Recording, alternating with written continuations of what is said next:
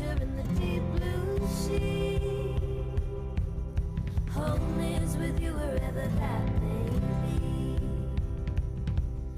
Home is with you wherever that may be.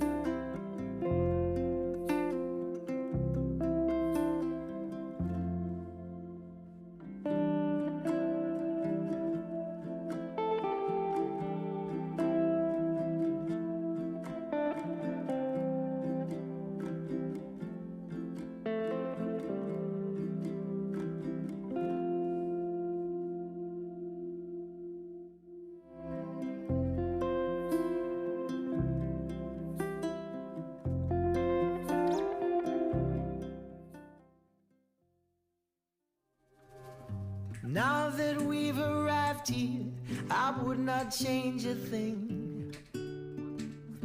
Knew that we'd survive here and all the goodness we would bring. Of this I sing. Everybody swimming in sunshine, everybody feeling fine. Everybody join the front line, ain't nobody left behind. Everybody swimming in sunshine, everybody feeling fine. Everybody join the front line, ain't nobody left behind. Everybody swimming.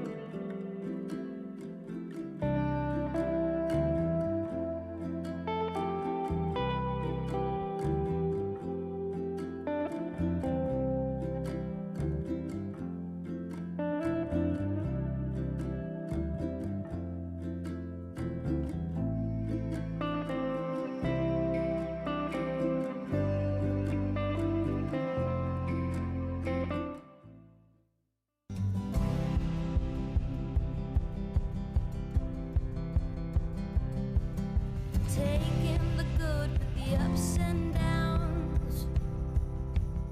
I wanna see how the world turns round.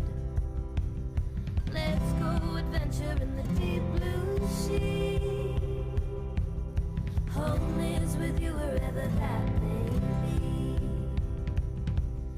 Home is with you wherever that may be.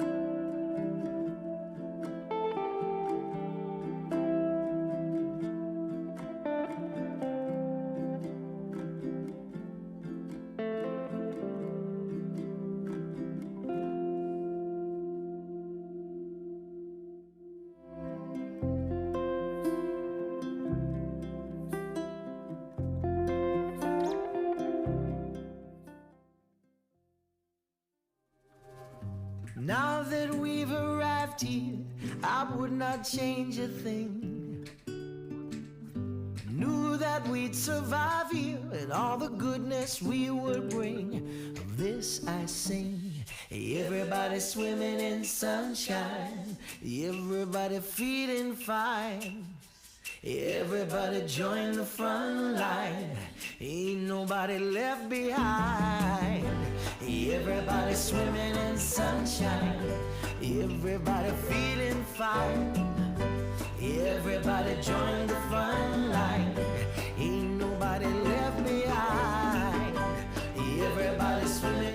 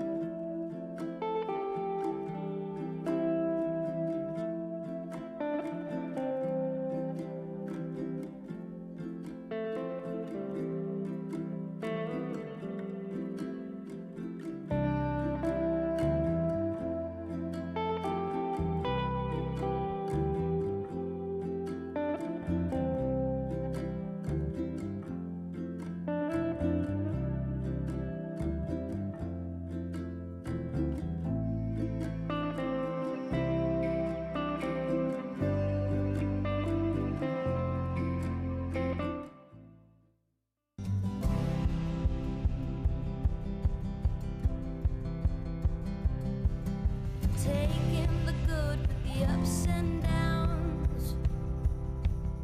I wanna see how the world turns round. Let's go adventure in the deep blue sea.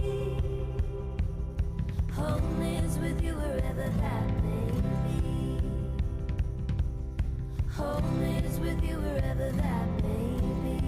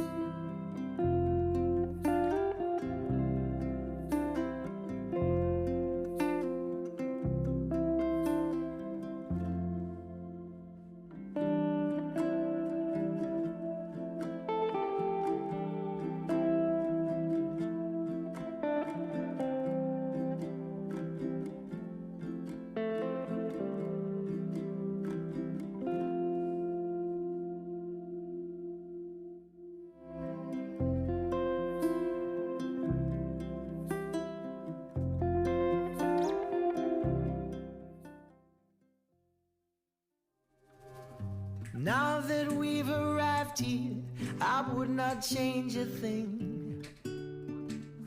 Knew that we'd survive here and all the goodness we would bring. Of this I sing. Everybody swimming in sunshine, everybody feeling fine. Everybody join the front line, ain't nobody left behind. Everybody swimming in sunshine, everybody feeling fine. Everybody join the front line, ain't nobody left behind. Everybody swimming.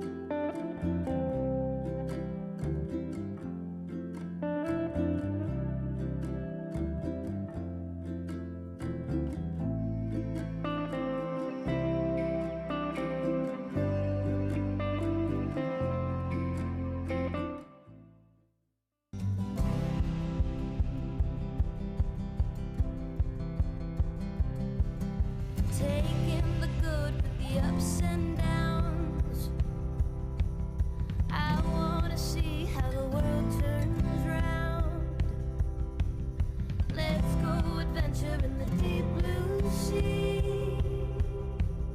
Home is with you wherever that may be. Home is with you wherever that may be.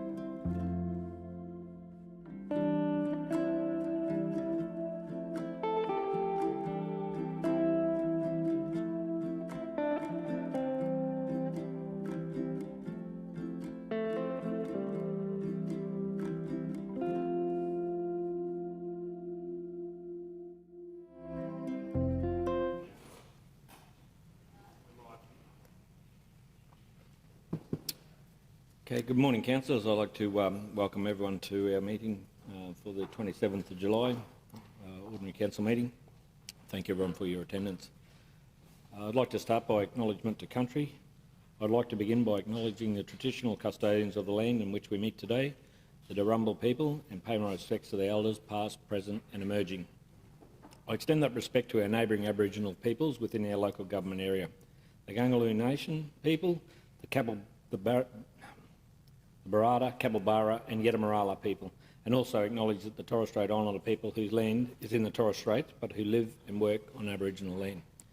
It's always still a tongue twister, councillors, that I'm sure in about 12 months' time it'll just roll off the top of the tongue. But anyway, but it is important that we do pay our respects to our traditional owners of our land. We don't have any... we have a leave of absence from Councillor Neil Fisher. He's granted leave from the 26th of July to the 27th. Okay, sorry.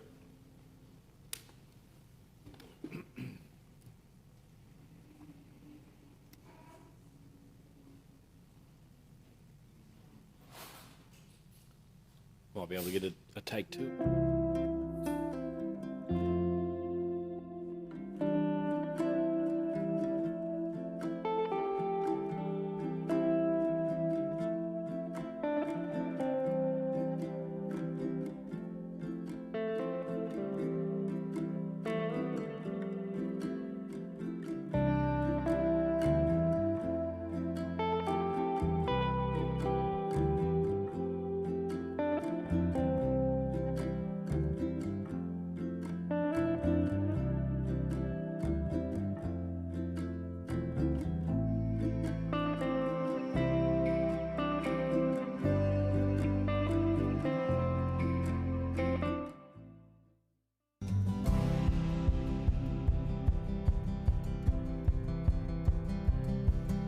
Taking the good with the ups and downs. I wanna see how the world turns round. Let's go adventure in the deep blue sea. Home is with you wherever that may be. Home is with you wherever that may be.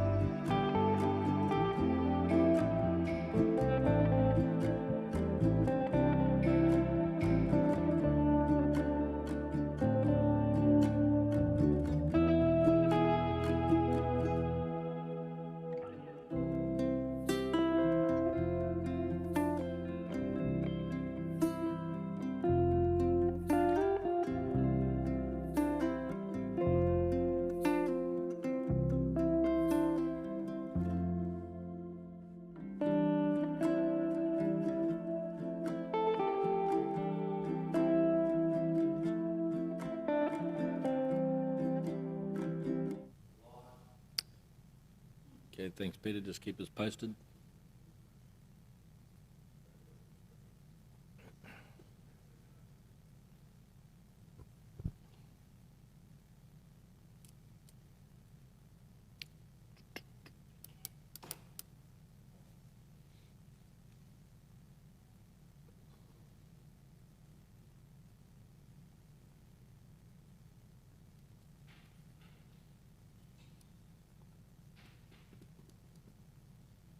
Still not. Test. Test. Test.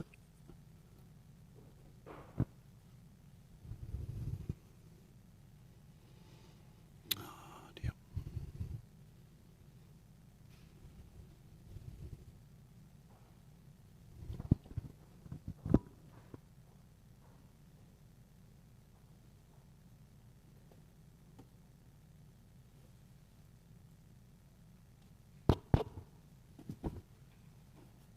This is done.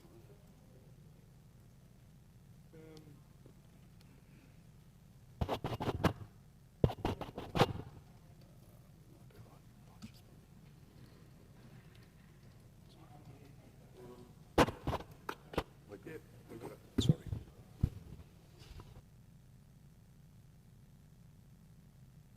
Okay, councillors, we're back online. I think I'll start again, take two.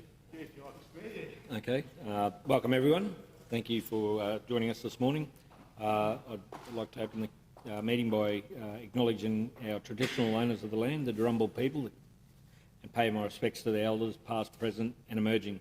I extend that respect to our neighbouring Aboriginal peoples within our local government area, the Gungaloo Nation people, the Barada, Cabelbarra and Yetamarala people, and I'll also acknowledge the Torres Strait Islands people whose land is in Torres Straits but who live and work on Aboriginal land. A little bit better. Anyway, thanks, Councillor. Look, leave of absence and apologies. We have a leave of absence for Councillor Fisher, who was granted leave from the 26th to the 27th of September. Confirmation of the previous minutes. We have two confirmations to the minutes, one from the 13th of July. Could I seek a mover and a seconder with regards to the accuracy of those minutes? Move Councillor Smith, seconded Councillor Kirkland. I'll put that. Those in favour? Against? Carried. Councillor Check Smith. something. When you suspend standing orders and then come out of that suspension, you only have a mover. You don't have a seconder. Yeah, I never sort of probably noticed that much before. Yeah, it's a procedural motion that they reconvene, so you Yep. only need a move of the motion. Moving on, we'll do the minutes from the special council meeting held on the 16th of July 2021. Mover and a seconder, please. Move Councillor Wickerson, seconded Councillor Mathers. I'll put that. Those in favour? Against? Carried unanimously. Councillors' declarations of interest in matters on the agenda. I know there's a few as we go through the lease agreements one, so I'll just get you to look on the board there, councillors, and confirm those as we work our way through. So, Councillor Rutherford, could I ask you to... You want a decision out of that one? Yes, thank you, Mr. Mayor. I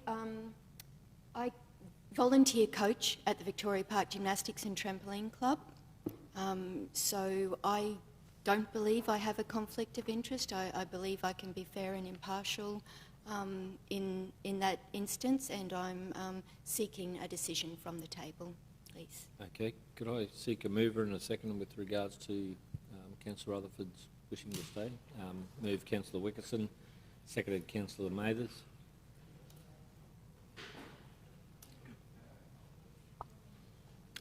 These just take a little bit of time from the from Karen to record, so just be patient, councillors. We'll work our way through them. As there's quite a number of leases all in the one item, it will take a little bit of time to work through this morning. Move Councillor Wickerson, seconded Councillor Mathers. To this? Yes, you can.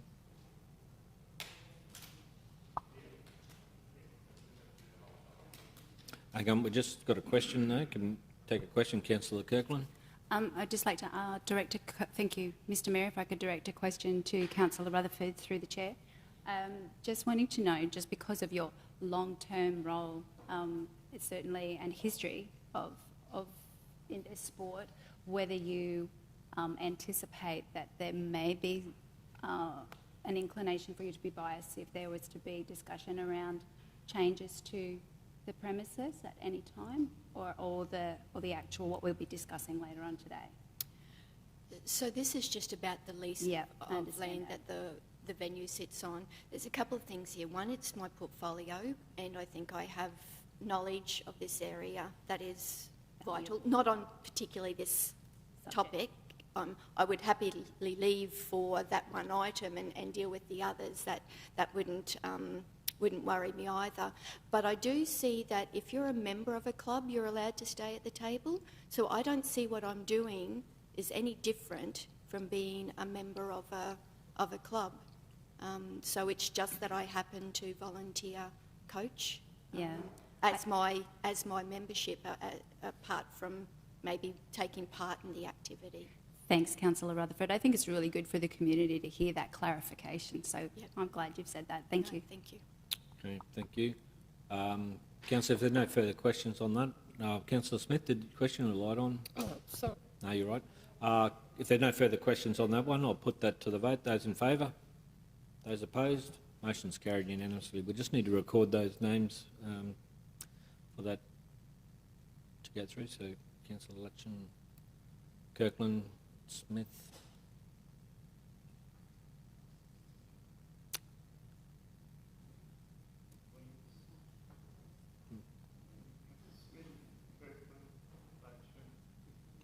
Mathers, Wickerson. Yep. No. Okay, the second item, Councillor Ellen Smith. Councillor, you wish to leave the meeting or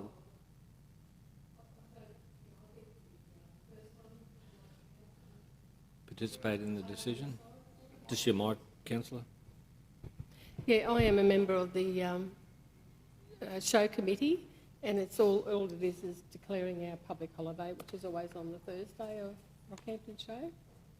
So you wish to participate in the I meeting? wish Put that to the vote? participate in that, yeah. Okay. Just hang on, I'll seek a mover and a seconder with regards to that. Councillor, question Can first, I just Councillor. ask a question? Councillor Smith is council's representative on that show committee, so does that Preclude? So, Preclude. as a representative of council, no, there's no conflict of interest on the matter, but I think previously, Councillor Smith, you've undertaken a couple of other roles that you believe there was a conflict of interest, which was the judging and ringmaster, I think? Yeah, I'm ringmaster at the show and also on the horse committee. So I'm on the So- other committees as well. And Yes, there's no conflict of interest in relation to the appointment by course, council. Councillor Smith is our council representative to the committee. It's just her other interests come into it. voluntary. Voluntary role, yep. Yeah, so I'd like... If you'd like to remain at that, table okay. to- Yeah, Sorry, Coun- Mr Mayor, if I could, we'll probably just have to fix up the top part of it there. I think that's what Councillor Rutherford is raising, is to Okay. say it says a member of the show committee, so there's no conflict of interest due to the show committee. We'll have to pick up to say that a member of the ringmaster and then your And the horse... horse committee. The horse committee, yeah. Okay, So we'll pick that up, Can- councillors. we'll do that in the thing. Okay. Can I have a mover and a seconder with regards to Councillor Smith? Move Councillor Mathers, seconded Councillor Rutherford. Any questions? Otherwise, sorry?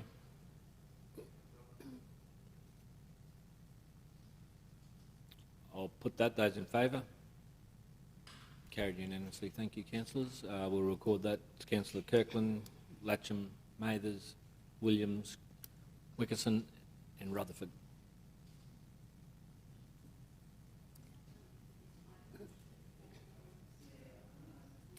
I think it's all time.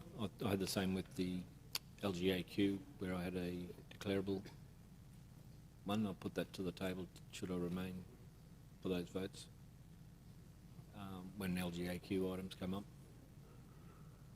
But if it's a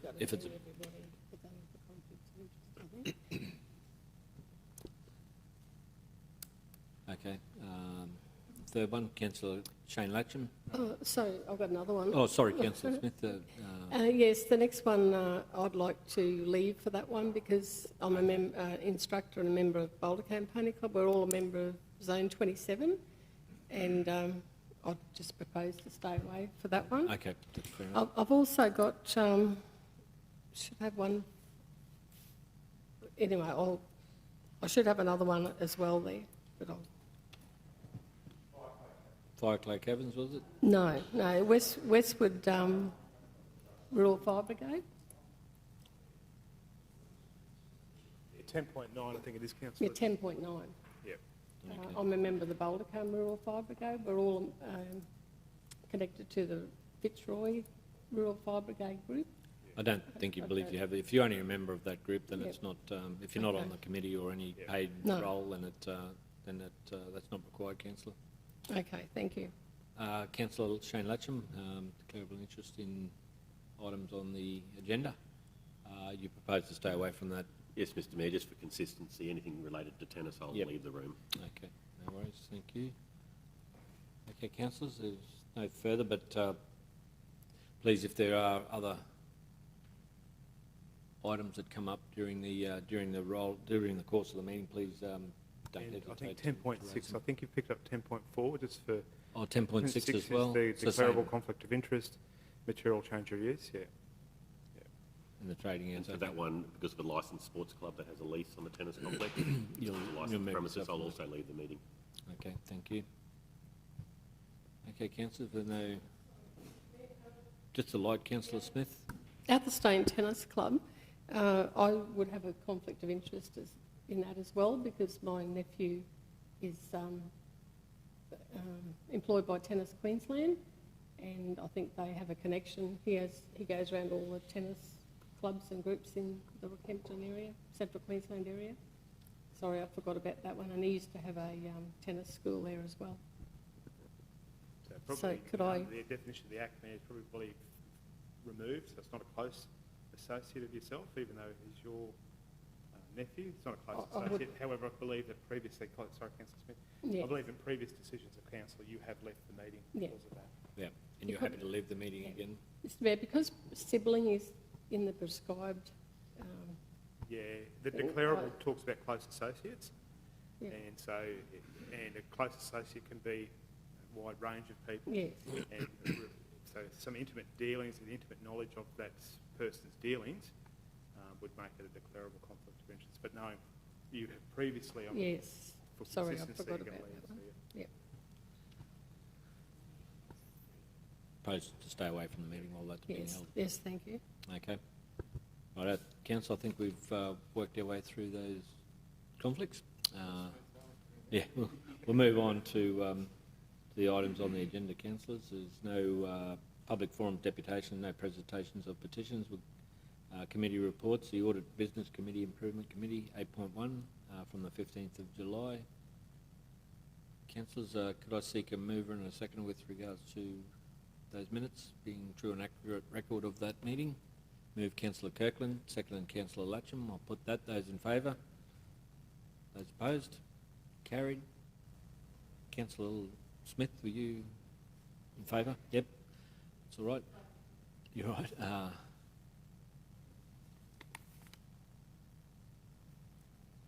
Moving on to item 10.1, the 2022 Rockhampton Agricultural Show public holiday.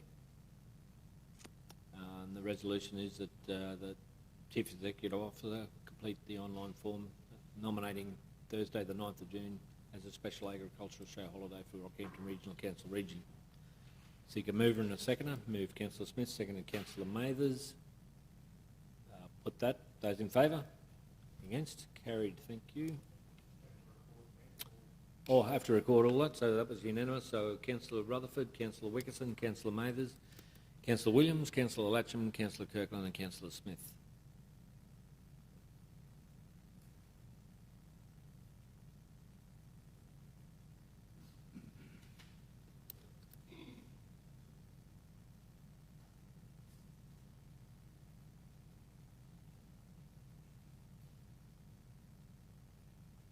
Okay, 10.2, the Rockhampton Regional Council Bushfire Management Strategy.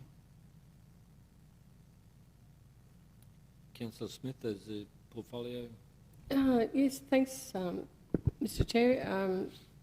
Really good report, and I'd like to congratulate Liz and whoever else was involved, but I just wanted to know if you were happy with it, being Chair of Disaster. I think that's the most important thing, if you're happy with everything in the report. No, it's a fantastic result, and being prone to a number of bushfires over the years, and as you can see on the table there, the risk with bushfires quite prominent. Having this strategy in place is something there that steads us in good stead to try and manage and mitigate against bushfires into the future. They're one that we can start to reduce the risk, but again, there is a very high risk associated with bushfires, and it's great the work that Liz and the department have done, and again, thank the state government for the grant funding to allow us to achieve that. But it's always an evolving situation as well, so we'll monitor and keep upgrading and updating that as we move forward. But coming from where we were back in 2009, it's leaps and bounds ahead of where we were in those days. So Yeah, for sure. it's great to have this document there that we can refer to and improve on over the years. But credit to everyone involved, and I'd just like to, if you're happy to move, Councillor Smith. Yes, Mr Chair, I just wanted to, just a couple of little things that I did write down. When it talks about Mount Morgan, I wondered if Boulder Cone could be included, because the D ranges come, struck walls on one side, the D ranges are on the other, and Boulder Cone Fire Brigade works with Kalyungal Fire Brigade in that area. It doesn't have to be there, but as long as people are aware of it. Yep. Also, and I think I've mentioned this one before, and I think I've mentioned it to Councillor Wickerson, Upper Ulam, significant fires in the Upper Ulam and South Ulam area, but they're not sort of listed as well. And it does mention in the report, it does mention other areas, and it picks up Gracemere, Stanwell and Cabra because of the 2018 fires. And I just thought if we could add Boulder Cone and Upper and South Ulam to that little list there, and that would pick up all the areas where we're prone to bushfires. Yeah. Talk to Liz. Yeah, Liz, we might, did you hear that question from Councillor Smith just about inclusion of Boulder Cone? Good morning, Mayor. Good morning, Councillor Smith. Yes, I did. We include that. It's definitely noted by the Fire Management Group. This year's priorities are Bajul, Struckoil, Boulder Cone, Bolton Downs, Mount Morgan and Stanwell. So at the operational group, there's certainly lots of work occurring there. The strategy was highlighting those longer term. So hence why they've not been noted there, but they certainly have been considered and certainly can incorporate them too. Okay, thanks, Liz. Thanks, Councillor Smith, thank you. Yes, Liz, congratulations on the work, and Martin, I think it's great to have a document there now that we can put our hands on quite readily, where it's taken a number of years and frustration at some times, but it's great to see that we're on track now and having this document available. Councillor Kirkland, a question? Actually, just a comment. Thank you, Mr Mayor, if I may. Yep. I just wanted to congratulate, as has Councillor Smith, the entire team on the massive amount of work that they've been doing, not only on this project but in the community, as well as on our website with the dashboard that people can go to and have a look at in times of disaster and just to get prepared, as we're all talking about now. But I just wanted to say I was a little bit nervous about the fact that an earthquake is 3 times as likely to happen as a cyclone and twice as likely to happen as a pandemic. I was like, okay, we need to pray against an earthquake. My time as the chair of the local disaster management group, that's the only box that hasn't been ticked because of the earthquake, so we don't want to even talk about it, so I'm touching wood while I'm saying that, but no, it's... So you know there's a moral in that story, don't you? Don't want to go there at all, councillors, so no, but it is interesting to look at that graph and what the risks are, so but as you can see, the bushfire is one of the highest exposures in that area. Councillor Wickerson? Yeah, thanks, Mr. Chair. Also to commend the team for all the hard work that's gone into this report. It's very comprehensive.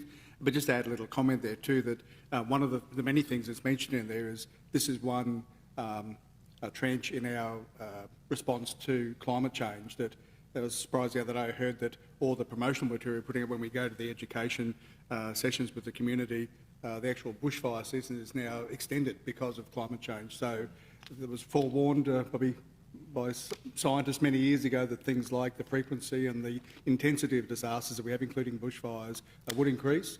And this is probably proof of that on the ground that now we're looking at, instead of a fairly compressed, higher risk season, that's extended out. So one of the many reasons why we need to review and put this management strategy together. Yeah, no, that's right, that's for sure.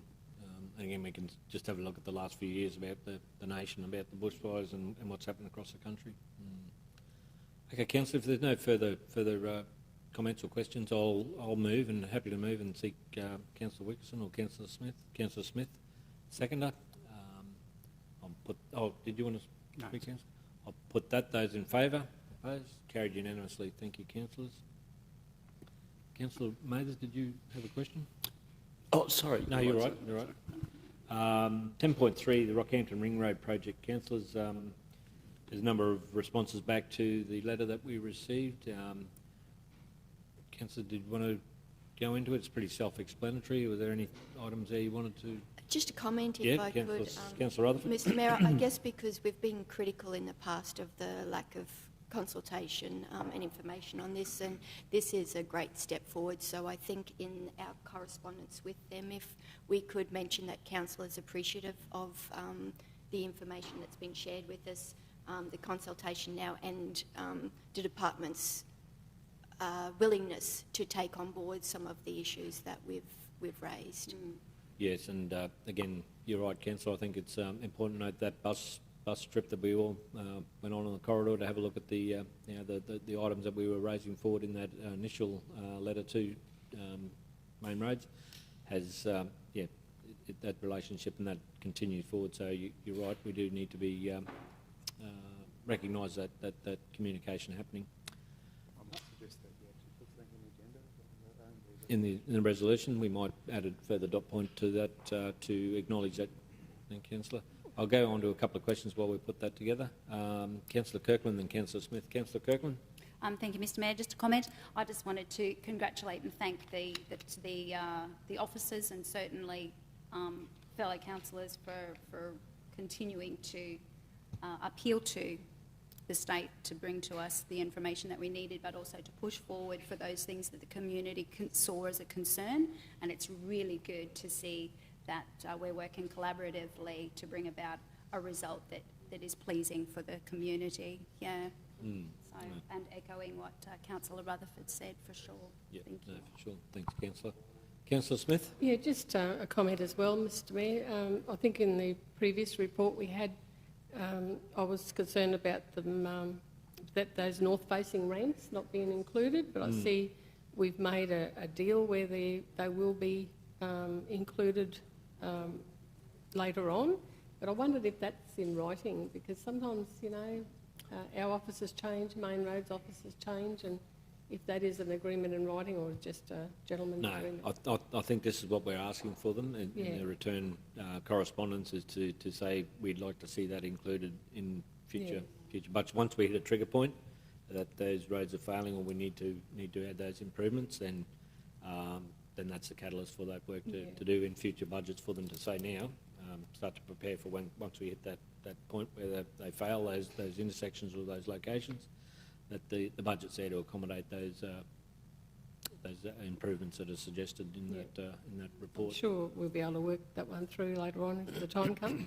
Just with the shared user path on the new Fitzroy Bridge, I don't see that there'll be too many pedestrians or cycle riders over that new bridge. The third bridge. And the third bridge. The newest bridge. We still haven't got a name for it yet. However, the new bridge. The future bridge. Yeah. And they're allowing for wide shoulders to allow for cyclists to transverse the road, but no pedestrian facilities. But I don't see if there will be too many pedestrians in that area. No, and I just think with the costs going up, but there are options in the future that you can always cantilever or add to it at a future date, but should the need be warranted at that point. Councillors, no further questions or comments on that one? Councillor Smith, are you happy to move? Move, Councillor Smith. Seek a seconder, Councillor Kirkland. I'll put that. Those in favour? Opposed? Thank you. Thank you, officers, for that report. That was well done. Moving on to Park, Sport and Public Spaces. 10.4, the freehold lease and trustee renewals for parks. Councillor Rutherford is the portfolio, and Councillor Smith and Councillor Latcham going to leave us for this time. All those all right? Hang on. Do all the other ones except for those. Okay. We'll deal with the other leases before you step out, and then we. Okay, we'll be mindful of those when we work through them. So we'll leave those 3 items till the end and work through the others. Councillors. If you want to, Yeah. Councillor Rutherford, as the portfolio. Mr Mayor, I'm just wondering, given that there are some questions around this, and I think it would be timely to have a look at the lease documents itself, I'm just wondering whether we can lay this on the table. I don't believe there is any urgency in the time frames, and send it to a workshop. It shouldn't be a huge workshop, but just give us the opportunity to work through the leases, make sure that they what we want taking forward, and then there's still that look at the 6 years versus 3 years, and also the amounts and how long for. Okay. So. Righto. So it's more of a. Evan, we're right with that? Yeah. No. Yeah, I'll just check with Alicia. The timelines on that? Yeah, so through you, Mr Chair, that was sort of, I'd mentioned to the councillor that was our backstop, depending on the number of questions. We actually have a parks workshop next week. Some of these leases, councillors, you will know, have expired for quite some time, so it's not earth-shattering if we wait another fortnight for this report to go through. Okay, councillors, I'll be guided by the table there. So you'll move, Councillor Rutherford, that the matter lay on the table for a future workshop. if you've got a conflict, can you actually vote to lay it on the table? I think it's in Globo, but I'll just check with the CEO. No, you're fine to do that. It's not the specific item that we're voting on. Seconded, Councillor Wickerson. We've got a mover and a seconder. We'll put that. Those in favour? Opposed? Carried unanimously. Sorry, Justin. He'd been watching the Olympics. He was prepped and ready to go. Anyway, no, it's prudent that we do that. As Councillor Rutherford has mentioned, it's a long time between the next time they come up. It's a great opportunity to go over them in detail. Planning and regulations. We have 3 items on planning and regulations, and start off with item 10.5, the biosecurity program for invasive biosecurity matters. Doug online. I'll just go to Councillor Mathers as the portfolio. Did you have anything on this one at all? Okay, Doug, we'll throw to you. Thank you, Doug. Good morning, Mayor and councillors. So what we're asking for here is an extension to our biosecurity program for invasive biosecurity matter. We've had it for 2 years and haven't been able to fully finish it due to some staff turnover and, well, more importantly, dry weather. It's very hard to determine what plants what when it's just a dry stick. So we're just asking for an extension for 2 years to continue the program. All reports, it's been working very well. There's on a few occasions there's been a few letters and reminder letters have had to be sent out. Sort of a testament to the good work the team's been doing. There's only been 1, possibly 2 biosecurity orders that's had to be issued. Okay. Thanks. Oh, sorry, Mr. Mayor. One other thing is we've just asked the addition of Parkhurst to be included for this. Yep. No, I don't think that's a problem. Councillors, questions? Councillor Rutherford. Yeah, thanks, Mr. Mayor. I was just wondering why Westwood and Gogango weren't included. Did you hear that, Doug? In the area. Yeah, through the chair, Mr. Mayor. It's really down to a staffing issue and prioritising the areas that we can get to and can't get to? Yeah, I guess and I don't want to say one area is more important than the other or an issue is more important, but a lot of the properties westward Gogango way, are very much reliant on weeds not spreading and the fear of giant rat-tailed grass being brought in from vehicles moving from other communities through that area is certainly becoming very, very high on the radar for those communities, and that affects their livelihood. So I would think it's a fairly high priority. Doug, did you hear that? Have you got?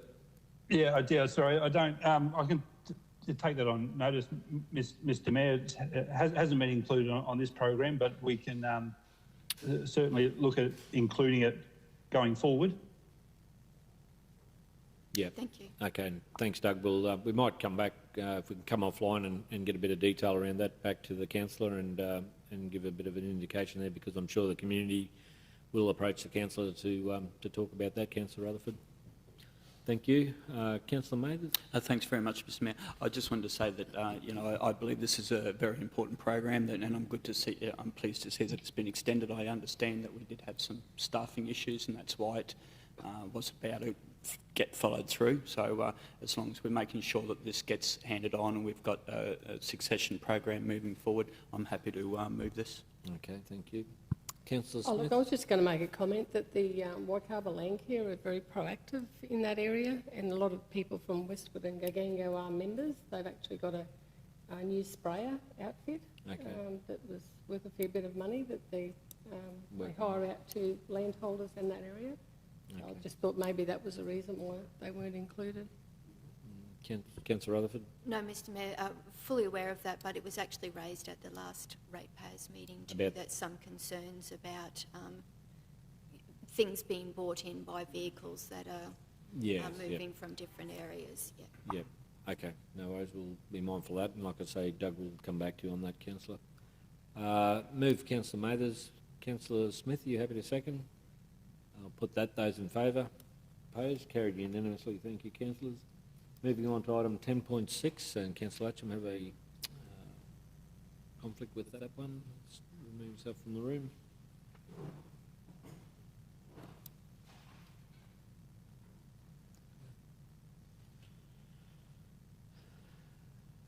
Thanks, Bevan. Good morning. Yep. Good morning, councillors. So just wait for the PowerPoint. Yep. Thank you. So this is for development application D28/2021. It's for material change of use for a club to extend the trading hours, and also a operational works permit for an advertising device being a freestanding sign. It's located, the total site is located at 268 Eldon Street and 105 Clifton Street, Bursica. Good, thank you. So the application was required to undergo public notification for 15 business days, and the applicant provided confirmation that all those requirements are undertaken in accordance with the statutory requirements. That included photographic evidence of signage, a physical newspaper ad, as well as letters to adjoining property owners. So the application itself was for proposed trading hours for the club area and for the bar area. So the actual for the servicing of alcohol, the extension is from 10 to 2 a.m. and the gaming rooms is being extended from 10 to 4 a.m. That will happen all days. So the proposal also seeks to replace an existing freestanding sign, which is on the corner of Clifton and Bursica Street, and this will be a digital sign, single-sided, facing traffic travelling northbound on that Bursica Street there. It's only going to be used to advertise purposes to do with the club.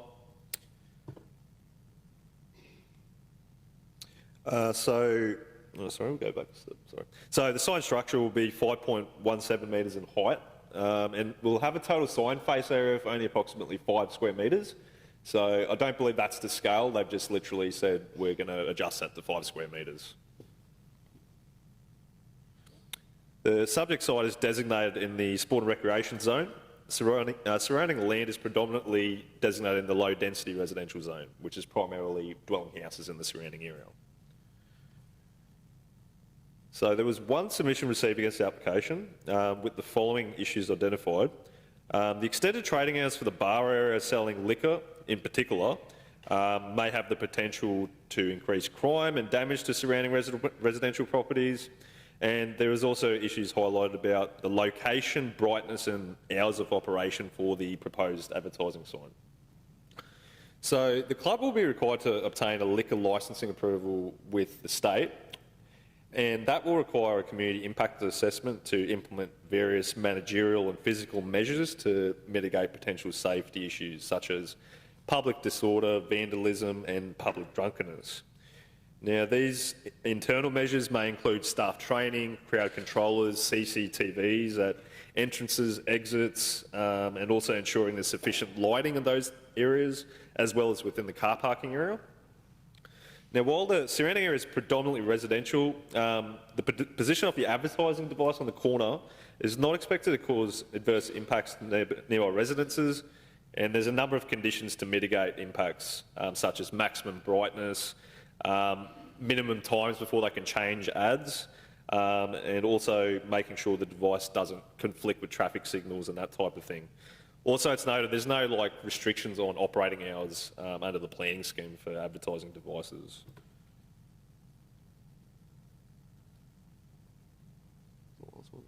So the proposed development was assessed to not compromise the strategic framework in the planning scheme and generally complies with provisions in the planning scheme codes.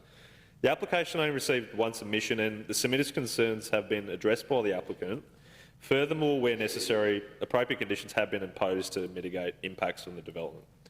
Therefore, the application is recommended for approval, subject to conditions outlined in the report. Thank you, Bevan. Councillors? Councillor Smith? Yeah, I've got a couple of questions, Mr Mayor. I just wondered, has the applicant done any other consultation other than what was required under the application? Have they done any other consultation with surrounding residents? I don't believe so at this time. So, through the chair. So I believe this is sort of a two-pronged thing for them. So they have to get the local approval before they can even get the state approval. So I believe a lot of that consultation will I guess, potentially a more in-depth consultation will happen at that stage when they go through the state. So they met their requirements under the Act for the planning approval, but they will still have to go through the Office of Liquor, Gaming and Regulation. Yeah, I was interested to read that. To me, it should be the other way around. It should do the the public consultation first, the assessment. But I just wondered, say if this application is approved and the liquor licensing refuses the application to extend the hours, what happens then? I'll have to check, but I believe they wouldn't be able to operate under those hours because they need both to occur, I believe, for them to get approval, but I can double check that. Okay. And just a third question, Mr Mayor. How many signs do you have to have on your property advertising your development? Because I know it used to be 2, but I've seen some developments lately, there's only 1 sign. Yeah, Did it change? Through the chair, that's common. It's based on the road frontages. So if you have 1 road frontage, it's only 1. If you're on a corner block, for example, you might have 2. This one actually had 4 because they're basically on that whole constrained by the council road. So each boundary had a physical sign. But they actually did have 4. Yeah, Okay. they had 4 and they gave us photos for that. Thank you. Okay, thanks, Councillor Smith. Councillor Kirkland? Thank you, Mr Mayor.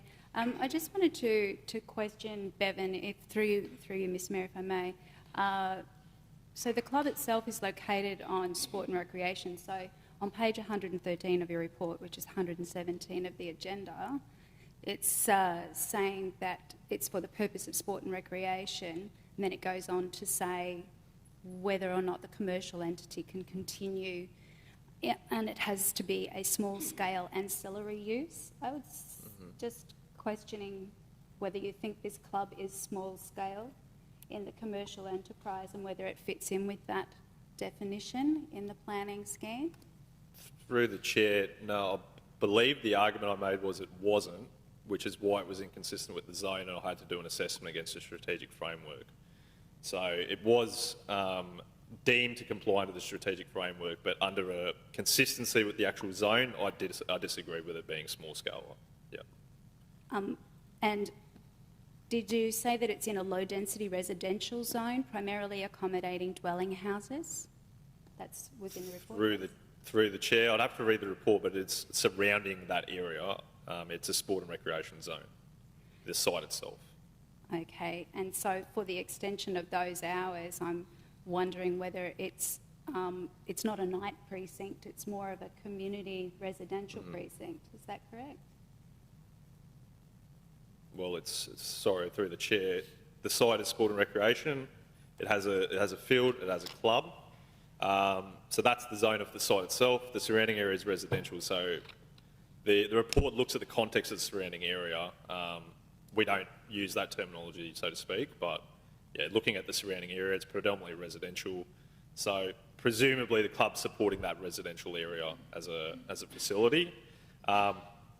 And yes, I agree that it's not small scale, which is why we had to go through a high level of assessment for it. And under the assessment that we did, we believe there was enough grounds to approve it based on the benefits it provides to that local community in terms of a recreation facility. So does gambling classify as recreation? I didn't. We'll just get a microphone. Through the chair, it's actually irrelevant to this assessment for planning, Councillor Kirkland. Basically, we can only assess it against the sport and rec zone code, but the actual gaming itself and the liquor licensing is assessed by the state. So it's not, we can only assess it against the sport and rec zone code. We can't assess it against the residential code. So it's not something we directly, it's not in the definition of the planning scheme that gambling's a recreational activity. But having said that, it probably could be considered a recreational activity. Okay, so do we as a local council have the options here today to discuss whether that's a good thing or a bad thing, to approve extend gambling hours or not? Is it limited to sticking to that? Through the chair, they still have to receive a licence from the Gaming Commission, and I believe that's where the public significance test will be through that gaming agency, and they also have to talk to the liquor licensing branch in relation to that hours as well. So the planning approval comes first, and then they have to seek licences through gaming and liquor licensing. Alrighty, thank you. Just a question, are there other venues that have got those extended hours? Through the chair, yes there are. I think Parkhurst Tavern has those hours, and there's probably a couple of others, but I can't think of them off the top of my head. So I did look that up actually, Mr Mayor, myself last night, and I noted that the other clubs, the major clubs, do not have those extended hours. I have concerns over this particular approval with that in mind. A question to Bevan and Tanya, just to ask it again, because it was one that I asked on the way through in terms of this report, is they have approval for those hours. That doesn't mean they actually operate for those hours. Is that correct? So whilst you may have looked to see the operating hours, the approvals, yeah, so there's a, because that was just in terms of consideration of the report, they already have very lengthy hours. I know this is extending it, but the increase of hours, and I don't believe they operate for the full hours now. Okay, thank you. Through the chair, can I just say that it's up to the gaming authority. They may actually come back and say, no, you can only do it till 2. So there is the opportunity there, if the community does have concerns, for that to be raised and then for them to look at it through the gaming licence. Okay, thanks, Tanya. Councillor Mathers and Wickerson and Rutherford. Councillor Mathers. Thanks very much, Mr Mayor. Yeah, look, I was a little bit concerned about this with a few different things, and I asked the same questions in regards to the extended hours, because 4 o'clock and 2 o'clock. But I was also made aware that all the other major clubs have the same licensing. They're just not choosing to operate, so it does not mean that this club will actually operate till then. It's not, but that's a decision they'll have to make, I suppose, if they receive their licensing. One of the concerns I did have was in regards to the signage, because I think the original application was for quite a bit larger. It was a larger signage sign than that.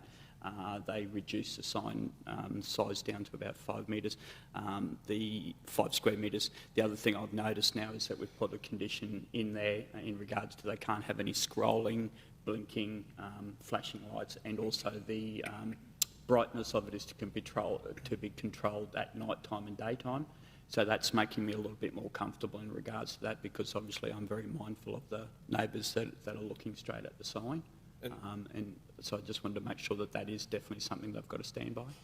Yeah, and through the chair, residential areas have lesser brightness allowed as well. It's not like a Musgrave Street. The brightness is much reduced in terms of residential areas. So, and those types of things in terms of like minimum times for advertisements to maintain traffic safety and those types of things as well. So. Yeah, and so it can be brighter during the day, but at night time it's got to be.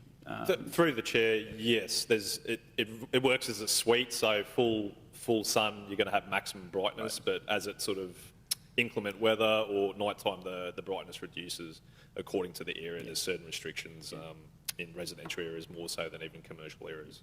And there's also a condition, I think I read, that where the sign has to stay stationary for a certain amount of time, so it can't be consistently scrolling over at a very quick rate, which could annoy neighbours as well. So I was pleased to at least see those conditions were there. Thank you. Just a question through to Bevan. What's the recourse if the sign if it is really bright and causing an issue of a night time? Are they able to come back and work on those conditions to lower the brightness of it, so to speak, if it still is causing a problem? So this is basically taken from best practice, like Australian policy. Like this is outdoor media advertising. I think that's where we based a lot of our planning scheme requirements on. So it's like standard practice, like around Australia, basically the brightness. And as I said, I don't have the numbers off the top of my head, but for example, on a state road it might be 500 candles or whatever. In this area it's 300. So it's a much lower brightness based on the type of area it is. So in terms of those conditions, not necessarily, but I mean, obviously if there's complaints received and different things like that, then that's something we could go back to. But these things are standard sort of guidelines, so I don't imagine that to be an issue on its own. But looking at that, we have minimum times for advertisements, different things like that, that look at managing that as a holistic sort of issue, I suppose. And, okay, Councillor Wixton? Yeah, thanks, Mr Chair. I have some concerns about the operating times for the sign, and I know that the code is set in that, but we control everything else in the planning scheme, the brightness and the flashing and the animation of signs. I'm surprised that we don't have a mechanism where, in some cases where we need to employ that, to restrict the operating times as well, for the same reasons that in the CBD, it doesn't matter. You have a big sign, it can be on 24/7, it doesn't really matter. But where it impacts on a house right across the road, I always take myself, if that was me sitting there, what would I think? And it wouldn't be a lot, you know. So, and I understand that the illumination can be dialed down and all that, and that's great. But I think, do we need to consider in the next review of the planning scheme, do we put that mechanism in there, and can we do that for the odd chance that, you know, we can't resolve it any other way, that we've still got that mechanism available to restrict the times? So through the chair, you're asking me whether we do. Oh well, is it possible to consider that when we review? Yeah, I think we've got Cam sitting behind you, Councillor Wickerson, so he's taken due note to that that part of it. So no, yeah, I'll take a note. Yes, and I'm not 100% sure, but the ones that they have on the school ovals and schools, they tend to not operate. They have a time limit on. They just switch them off at 10 o'clock or something like that. So I'm not 100% sure, but I have driven past, and you do notice them when they're operating. Then you'll drive past later of a night, and they're not working at all. Tanya, sorry. Through the chair, some of the signs do actually operate 24/7. There's very few that we actually restrict the hours on the sign. At the schools? At the schools, yeah.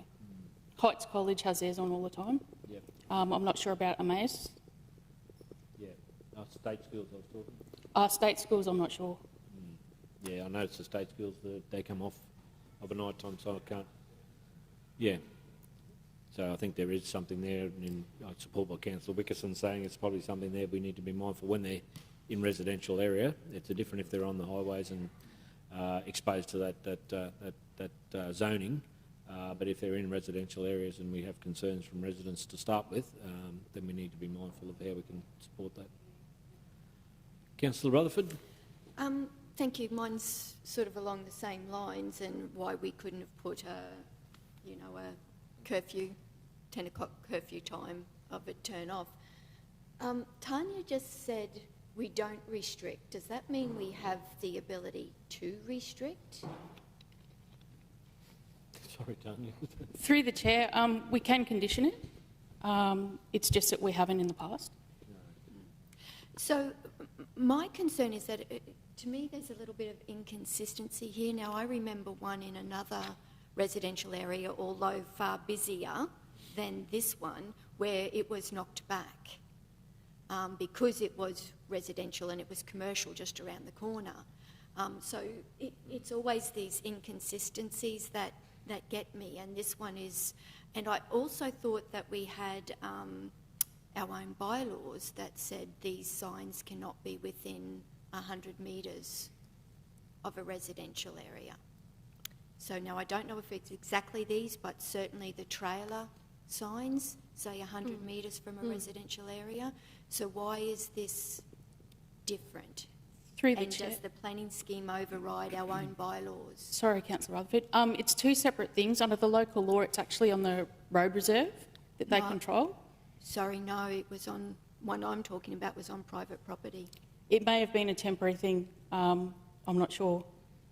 It's, at the end of the day, we can condition it to turn off at 10 or 11 o'clock at night. Yeah. I think that would be, given it's a residential area and it is straight across the road from homes, I don't think it would be unreasonable to ask for that to be turned off at, whatever time is deemed acceptable. Yeah. We'll continue on. Question, Councillor Smith. Just a comment first. It's coincidentally this is Responsible Gaming Week, and I did do a little bit of research, and with the significant community impact that's part of the liquor licensing application, I just wondered, did anyone know what they actually do? Do they interview all the houses around that area, or do they just put it in the paper where not too many people see it?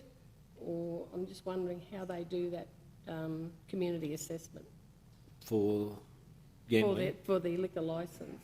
Oh, I'm not sure.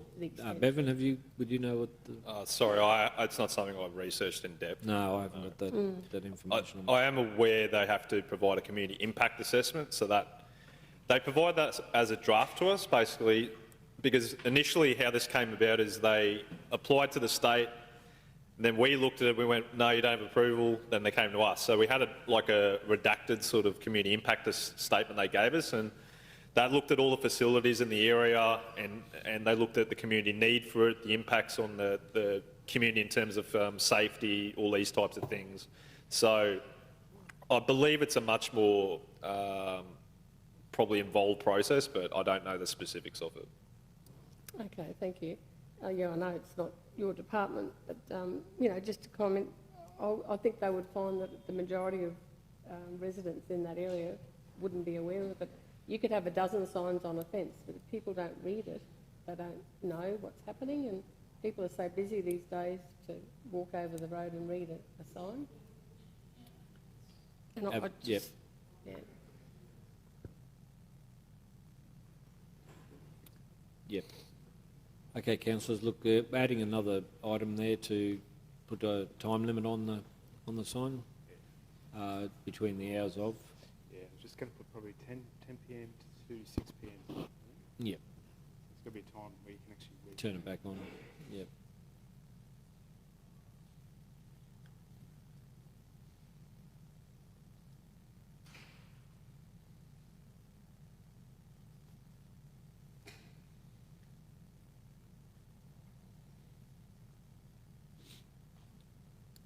Okay, councillors.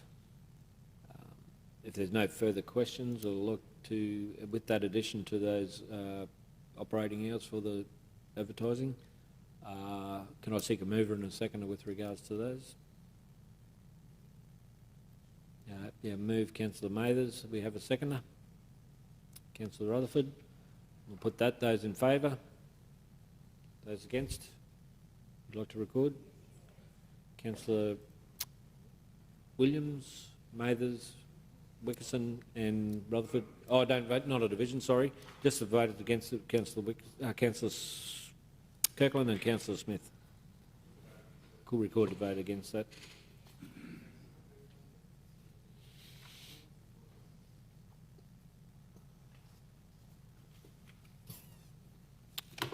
Okay, thanks, Bevan. You're there for the next one. We'll put Councillor Latcham back into the room, move on to the next item, which is 10.7.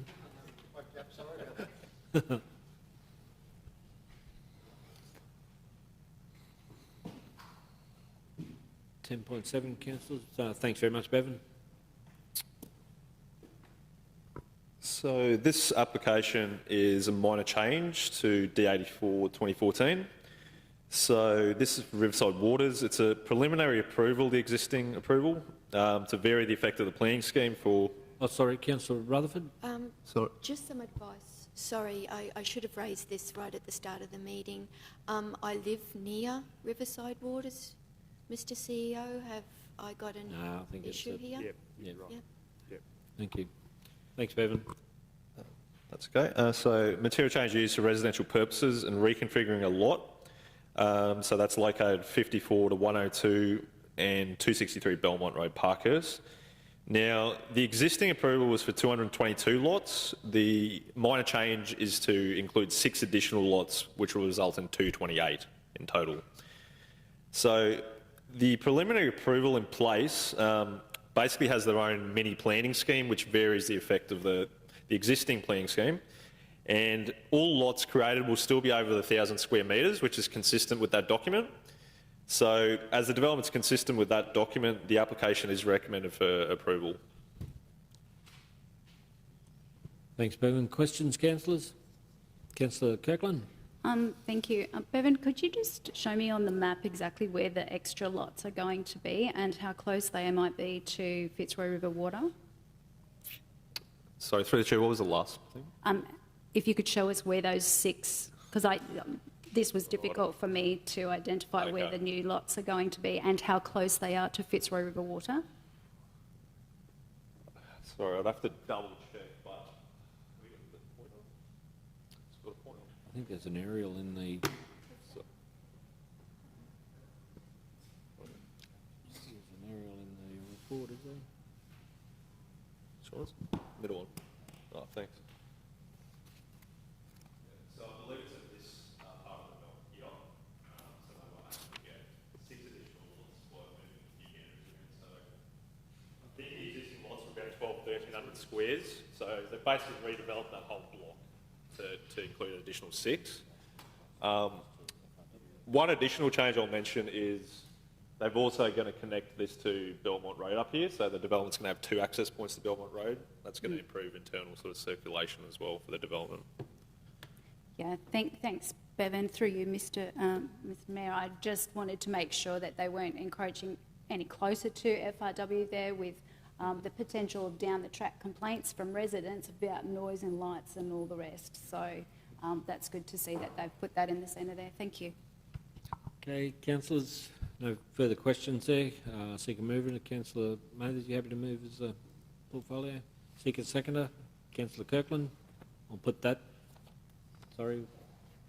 Hang on, just wait for Karen to catch up. It's hard to scroll down when they're large items with so much information in there to the item. So it's Councillor Mathers and Kirkland, seconded. I'll put that. Councillors, those in favour? Opposed? Carried unanimously. Thank you. Moving on to the budget and governance matters. Item 10.8, the Commercial Centre Study 2021. Cam, we had some questions around this one, so you're here to answer them all, I hope. Thanks very much, Cameron.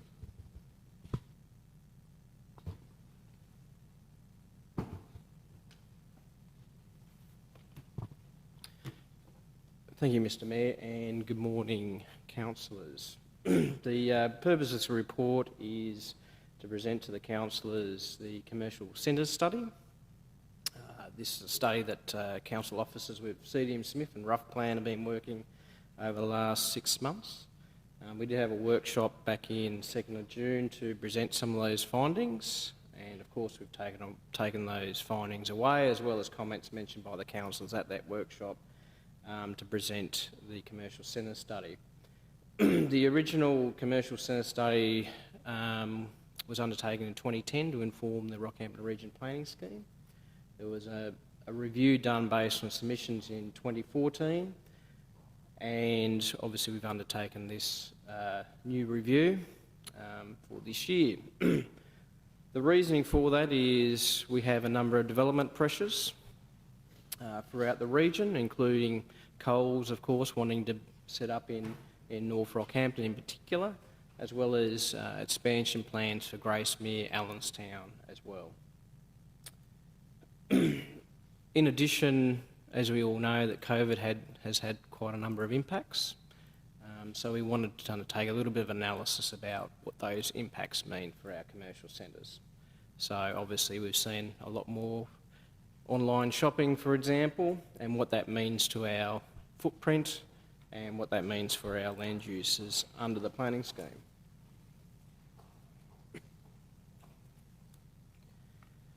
It's obviously quite a lengthy study, so I just thought I'd just concentrate on the key findings. So one of the key findings is there's obviously a high level of vacancy rates throughout a number of our centres, in particular the CBD and smaller centres. Our specialised centres, which Yamba Road, Musgrove Street, George Street and Gladstone Road form part of, they're obviously being impacted from retail trends. So there's a trend away from bulky goods into smaller retail outlets as a result of increased online retail presence. This does actually present a few opportunities for some of those empty shells to be transformed into indoor entertainment type and leisure activities as well. So, and the other thing that was mentioned as well is potentially tray-based supplies. So we see Total Tools and Man's Toy Shops, those types of activities. The study also recognised that there's an increase in different forms of activity, including craft breweries, distilleries, artisan producers. So there's a little bit more of a shift towards that area. In relation to the COVID impacts itself, we've seen a decreased retail floor space, so stronger focus on smaller footprint. Commercial office floor space, so from more permanent offices, 5-year leases, towards commercial buildings with a little bit more flexibility in capacity, lease periods and configurations. As you probably appreciate, with a number of people working from home, there's a little bit more flexibility in the office space. There's also a movement towards in-the-city residential development, particularly 2 to 3 storey units. That was something that came from Rough Plan and CDM Smith.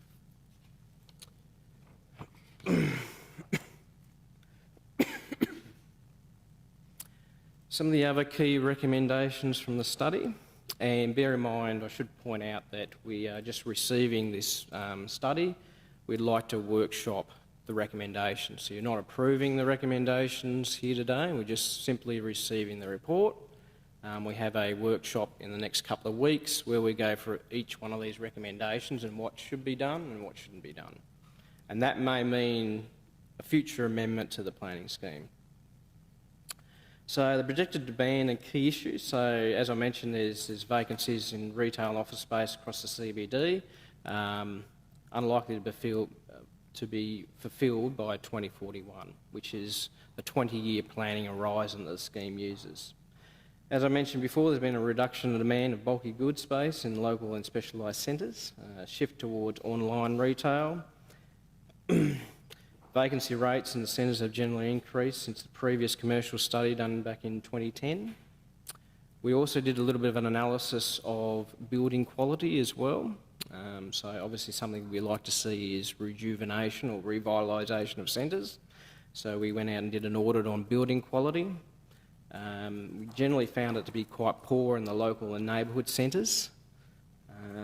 So Mount Morgan, Frenchville and Kawana, Richardson Road, as well as some parts of the CBD as well. Also, we found that with the landowners in the CBD, there's not a willingness to sometimes invest in their own buildings and facades, including facades, internal fit-outs, to attract new tenants. So that's something that we need to address. In relation to additional supermarkets, we see a demand for additional supermarkets after 2031 in North Rockhampton and Gracemere.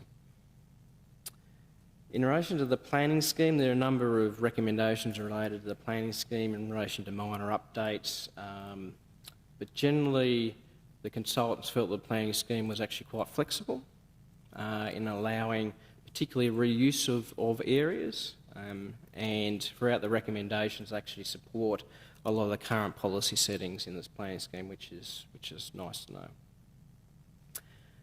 The other, I guess, outside of the planning scheme recommendations refer to a lot of the strategies already under the CBD redevelopment framework. So the consultants obviously support the continuation of that particular framework, and something that we will workshop with councillors exploring areas of incentives, placemaking and streetscapes improvements, redevelopment opportunities and public-private partnerships as well. So those were some of the key findings from the particular study.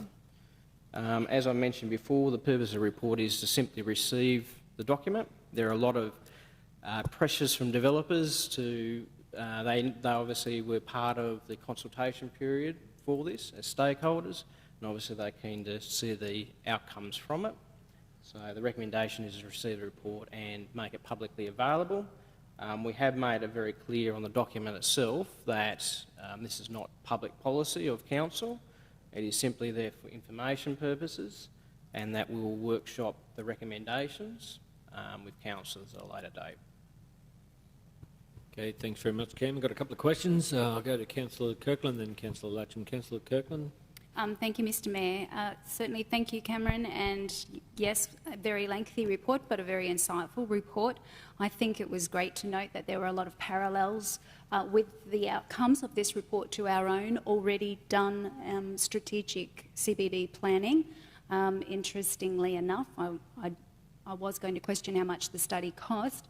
I do have some questions around some of the accuracies of their vacancy rates and a number of other statistics that they have in there that didn't necessarily, I think, reflect 100% accuracy on some of the areas that I'm familiar with, on Kawana, for example.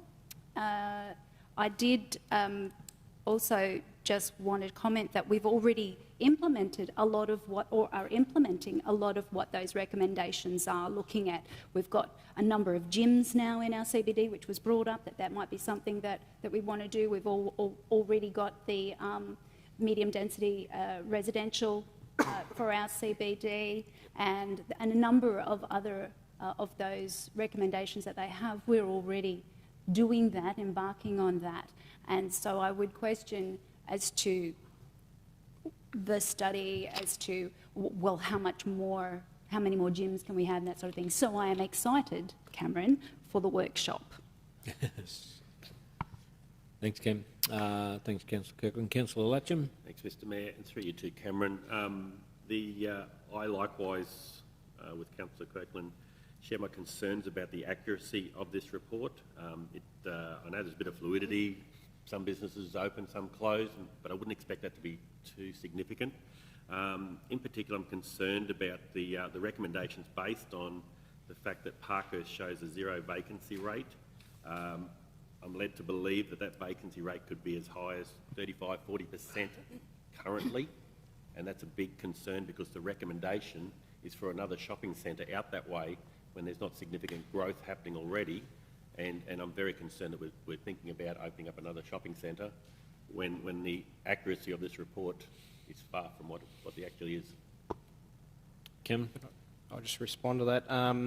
In relation to the data, so we did a survey 6 months ago and, well, it gets outdated very, very quickly, and that was after Christmas too. So in relation to the vacancy rates, they could well have been higher at that time in Parkhurst Shopping Centre. I've actually contacted them since, and there's obviously vacancies in there at the moment. The study talks about not a new shopping centre per se, but a new supermarket. So there are different catchments and demands on supermarkets as opposed to a fully fledged shopping centre. And it is out to 2031 as well, so it's still 10 years away. So that will be based on the growth in North Rockhampton. So if we continue at our current growth, then there will be a demand within that catchment for another full-line supermarket. So just to clarify that, I don't think they're recommending any expansion of existing centres at all, particularly Parkhurst. I think what they're recommending is one particular key site along Yamba Road having the opportunity to be used for a full-line supermarket. Supplementary, Mr. Mayor. So the accuracy with the, which is what I'm concerned about, the Parkhurst Tavern at no stage has ever been 0%, as I'm aware. So it's always been a fairly high figure, and the complex itself has concerns that that's kind of a stubborn number, the number they're sitting at, and it won't happen until there is significant growth or Norman Road opens up to allow Norman Gardens to come through an access way into the Parkhurst Shopping Centre. It's been stubbornly stuck at that number for quite many years, and it's just a bit of a concern that obviously if we're talking about the future, yes, it's 2031, but if there's still future, it might be at least until 2031, until at least that's 100% or close to 100% capacity. It would be a bit of a worry to the residents out in Parkhurst if we were to have some more competition that would affect that significant shopping complex. We'll discuss those in more details in the workshop. I'm sure those questions can come around there and get a bit of understanding of that. Councillor Smith. Oh yeah, thanks, Mr. Mayor. Just talking about the catchment numbers. It's on page 155 of our agenda, and I just thought they were a little bit low, and I just wondered how long ago this report was put together. Is it taking into account our growth? Like, we all know there's so many people here now that there's not enough houses for everybody. Gracemere is probably the only one I could speak to. The latest resident numbers I saw was 12,300, so halve that and add on like all your western people and southwest and the people from the south that probably shop there. I know it takes me an hour to do a 5-minute shop, so there is plenty of people that go there. And I just wondered, even with Allenstown and Parkhurst, those numbers seemed a bit low, and talking about local centres as well, Frenchville Farm Street, Norman Road, Mount Morgan, I thought that they were a little bit low as well as the neighbourhood centres. So I just wondered what significance those catchment numbers have with the report. Through the Chair, thanks, Councillor Smith. Those particular numbers are based on what's obviously been released by the State Statistician's Office, and they're the numbers that we use. So there is some flexibility in relation to demand and when these centres come online. So if there are recommendations for an additional supermarket and the developer, for example, justifies that there is actually higher growth than what's been anticipated under the study, then those particular supermarket, for example, could come online earlier. Okay, but the study is just using a baseline of 1% growth, which has been a historical trend. You may well get influxes in population growth, increases, decreases, stabilises. We just need to take a 1% per annual, which has been historical, the trend, and using that in our justification for the commercial land. The study really recognises a lot of commercial land available, and there's a lot of development approvals available. A lot of the commercial land currently is actually being greatly underutilised, and that's why you see higher vacancy rates. And that's why you see areas that probably need a little bit of revitalisation as well. Again, this can all be captured in the workshop. We can discuss it in detail about where those Sorry, through the chair, projections we'll go through in a lot more detail in the workshop, including what the role of centres is under the planning scheme as well, so everybody understands why we have them, and also how we set up the future direction of them as well. Thanks again. Councillor Smith, Yeah, further just a question? comment that, but if we receive this today and make it publicly available when we want to workshop it, is that clever? Should we be doing that, or have the workshop first, lay it on the table until we can have a workshop? Because otherwise, if we make it public, it means we agree with everything in it. I can address that before. Yeah, so, sorry, through the chair, like I've mentioned previously, we're not saying this is council policy. We're saying it's for information purposes only. So when we publicly release the document, it'll have that written on every page.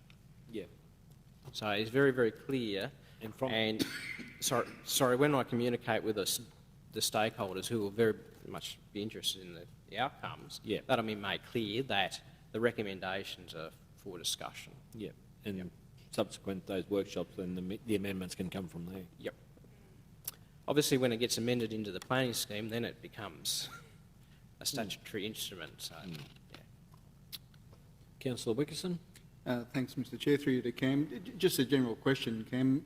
Is there integration between this study and some of the outcomes and also our other roadwork networks? If the study makes some predictions about where the growth is going to be, is there some that connection between so that report informs some of those decisions? And we looked the other day in the Allenstown area, and we know there's obviously a big vacant block there that's prime for development, but we looked at some of the traffic patterns around there, which is historically a problem, and that may solve the problem in the short term, but in the longer term, are the two reports talking to each other, basically, is the question. Yeah, sorry, through the chair. The report takes into account the planning scheme and the land use patterns under the planning scheme and that road network and how big these centres need to be for that catchment. Obviously, for some of these centres, if you have, if there's growth anticipated, then those issues need to be addressed as part of that as well. In relation to traffic, it's an interesting one because a lot of these centres are consolidated for a reason, well, I know that there may be traffic conflicts around there, but sometimes that's actually a good thing that the centre's actually performing. It's when you have no traffic or nobody parking in a centre, then you start to question what that role and function of that centre is and whether it's actually achieving its outcome. So, yes, in summary, it does talk to the land use patterns under the scheme and where we have current centres, but in relation to transportation, generally in centres you want to encourage more people going to them for accessibility than discouraging them. Because if you have centres that are too fragmented, then what you'll have is actually a lot of vacant areas in our current centres, if you know what I mean. So the more centres you expand for our growth, the more vacancy rates you'll have. And I will get into the workshop about an individual's need over a community need in relation to centres. So you have a lot of existing commercial landowners who can't get tenants. Now, if we expand our centres or approve out-of-centre development, then obviously they're not going to be particularly happy because they've done the right thing. They've invested in commercial land. Council's also invested infrastructure in these centres for its road network, sewer, water, etc.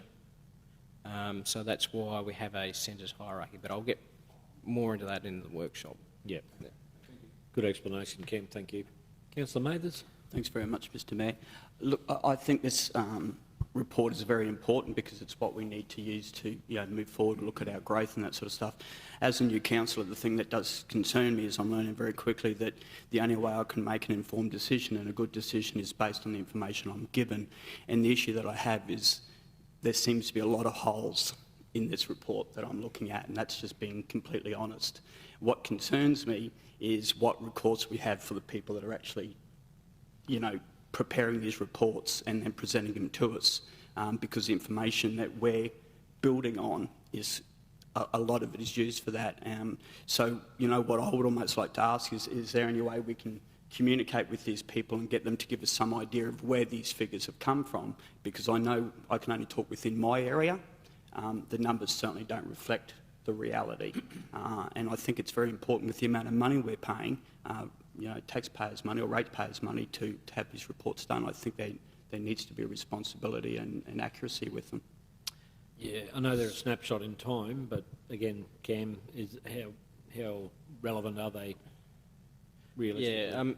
Yeah, just sorry, through the chair, we can give you a number of spreadsheets that actually dictate. We actually went around site by site about 6 months ago and went through and identified the land use and the GFA, etc. So with any sort of data gathering exercise, you know, if you can get to 80 to 90% correct, you're actually doing a pretty good job, and knowing that it's going to change week to week with new stores closing, new ones open, new developments, etc.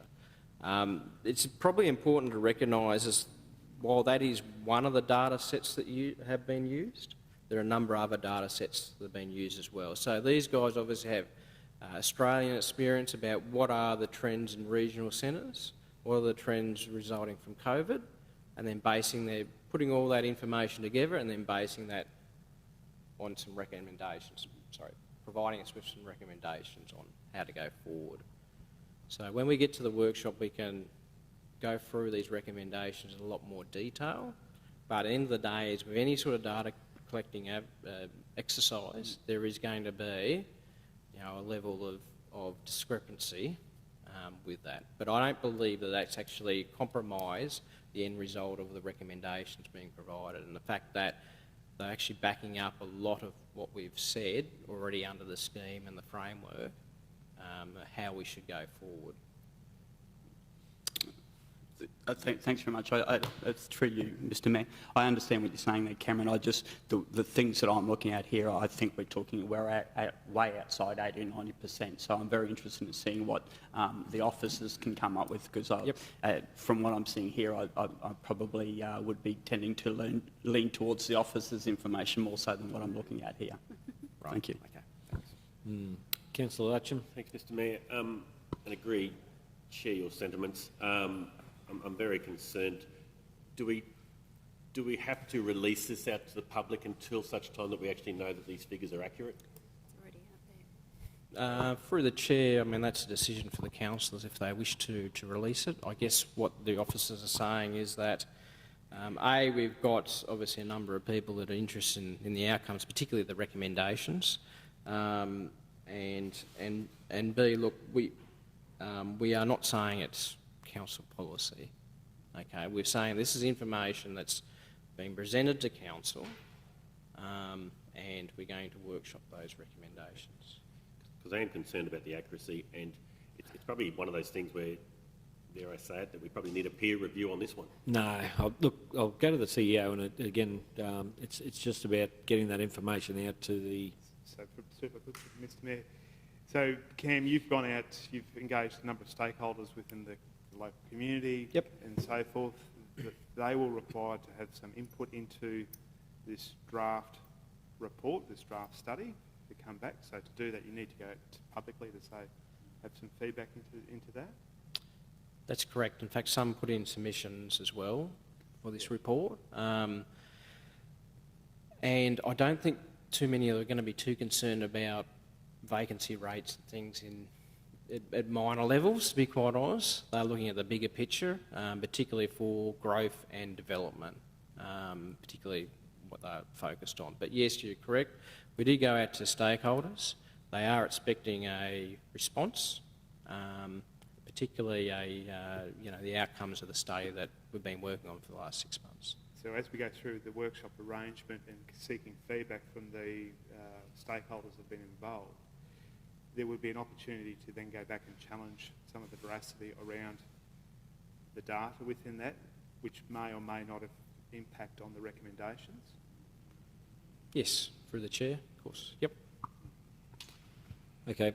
Councillor Kirkland, then Councillor Rutherford. Councillor Kirkland. Thank you, Mr Mayor. I understand we're just adopting, receiving the report, I should say, today.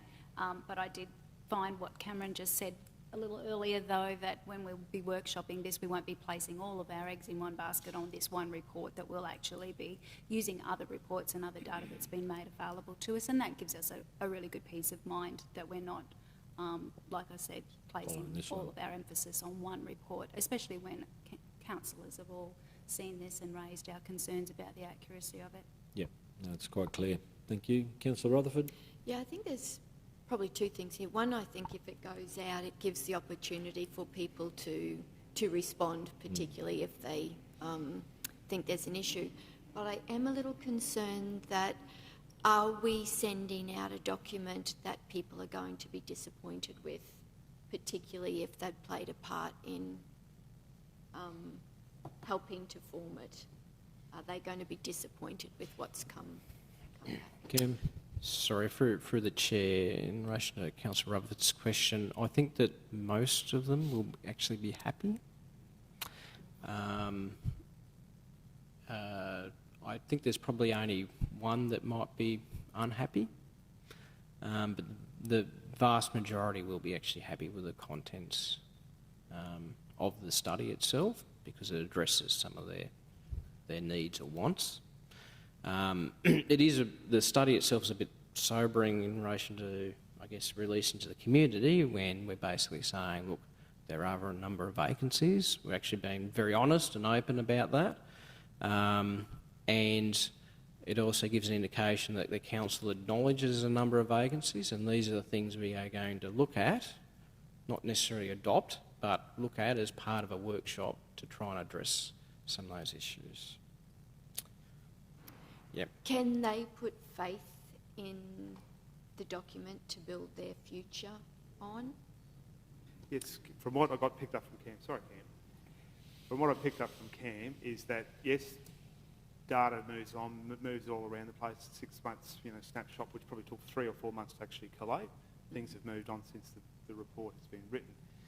However, the report doesn't get down to the micro side of dealing with certain parts of the region. It actually takes a bit of a helicopter view of the whole region, and takes a bit of a look at, say, the larger, not at Kwana or just not at CBD, but takes a helicopter view.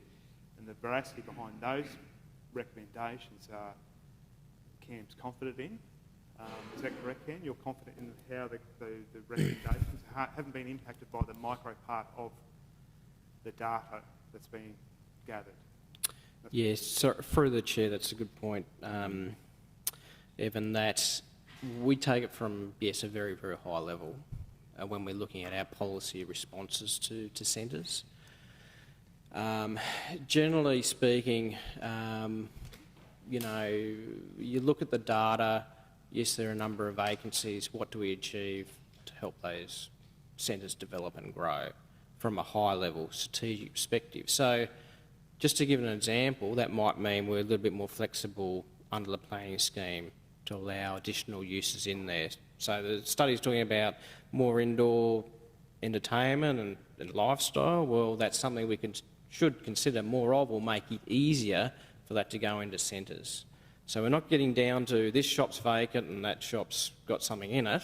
We're looking at actually a higher level view and saying, what are some of the policy responses we can do to help all centres develop and grow over time, but also acknowledge that there are a number of other higher level policy responses, such as improvement in streetscaping and things like that, that make these centres more presentable. So we're actually trying to help facilitate growth. We're not trying to compromise it or limit it. And look, I know that some stores have changed, and there are maybe some of the data is not up to date with vacancies and all the rest of it, but that does not really change the overall message to say we do have a lot of land that's vacant or undeveloped. Yeah, so probably to that, if I could, Mr Mayor, is we're not looking around the individuals, around even individual centres. You're actually taking the higher look at the whole region and how that actually operates. Okay, thanks, Mr Dio. Councillor Latcham. Thanks, Mr Mayor. I guess one of the things I keep bringing up is a recommendation has been made on the basis that there was 0% vacancy at the Parkhurst Shopping or Town Centre, and that's why there's actually a recommendation to have an area at William Pelfrey Road based on 0%. And if that's not accurate, which I know it's not, if that's not accurate, then that's a key recommendation that's going based on something inaccurate. That's what my concern is. Kim. Just in relation to that question, it will be assumed under the commercial centre study that there will be no further expansion of Parkhurst. For William Pelfrey Road, you'll get residential growth. There will be a catchment for a minor centre based on that future growth. Okay? So that Parkhurst Centre is now a district centre. That will accommodate a wider catchment. Yeah, I don't think we're going to get to the resolution there. Okay. I think we leave that to the workshop and go from there. Councillor Wickerson, question? Thanks, Mr Chairman. Just wondering, is Council exposed to any risk that someone might take this report and use some data? If we know bits and pieces of the flawed and maybe more we don't know, are we liable? Is there a need for a disclaimer or something? I think what Cam's saying, there is a disclaimer there that basically saying that it's not policy and it's not policy. And it can also work. Sorry, it can also work the opposite way. If we do have information at hand that should be public, it should be made available to the public for them to make decisions about, like our flood maps. Even though we haven't incorporated our flood mapping into the planning scheme at this stage, we still make it available to the public out there before council actually says it's in the planning scheme. So we don't need to say, you know, at your discretion to use this information for any business decisions. Don't need to do that. Yeah, just sorry, through the chair. We make it very, very clear on the document that it's obviously not council policy. If developers want to choose and use that information, we've still got the planning scheme that says, which is our statutory instrument, that says X, Y and Z. That's been adopted by council. They may make arguments under the centre study for a particular development, but the reality is we'll still assess it against the planning scheme and its statutory instrument.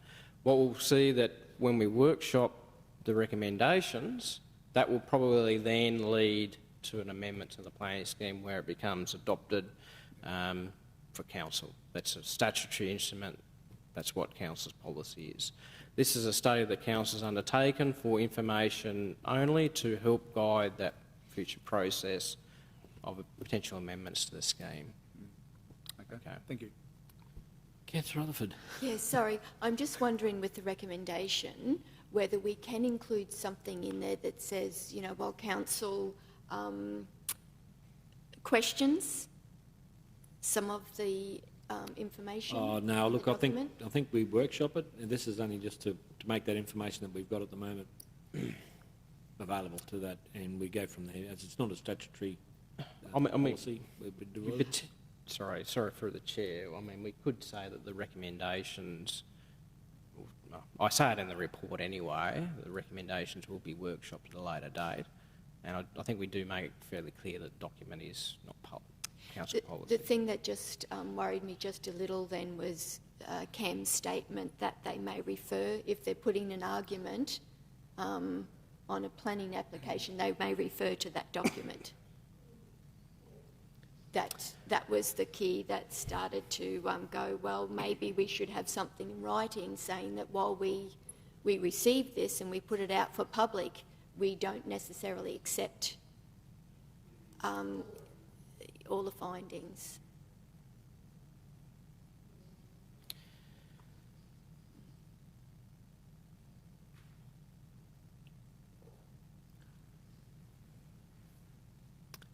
Does that cover it, councillor?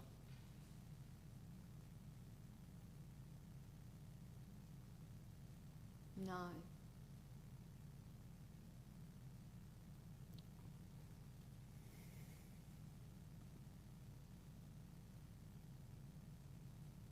It's already publicly available once we receive it, so it doesn't say that we're questioning it. Sorry, for the chair. Are you ever going to get 100% though? If it's a snapshot in time, whenever you're there, is it going to be? Yeah. Sorry for the chair. I mean, we could say that the study will be made publicly available. lay this item on the table till we workshop it, and then we'll come back and go from there. I think that's the only way that we're going to get any consensus going forward. Just to be advised, it is an RTIable document as well. Yeah. Right to information. So it doesn't People matter. can still access it anyway. Anyway. Yeah, if they want to, they can lodge a right to information on it. But I think the difference there is we haven't actually received it. It's just a document that council has commissioned, but at this point we haven't received. Still discoverable. There is a difference between receiving and adopting it. It'll just take a lot longer to Mr get Mayor, to where if we it's want to still go. discoverable, there's no point in laying it on the table. I don't see why we can't receive the No, report. but what the councillors are saying, they don't want to endorse something that's not accurate. That's what I'm Could we hearing. just not put there that it is not council policy to cover ourselves?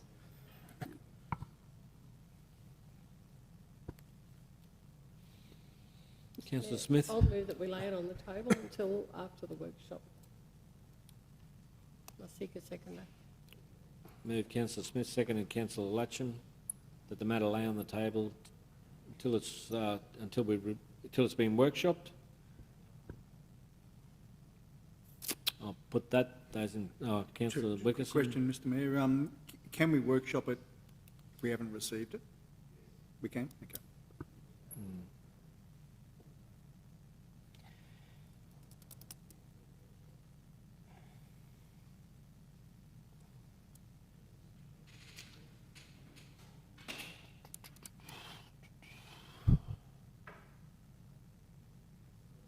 Latcham, yep. Mr Mayor, Question? won't we have to receive it regardless? There's a motion, Councillor. We can speak to or for or against it.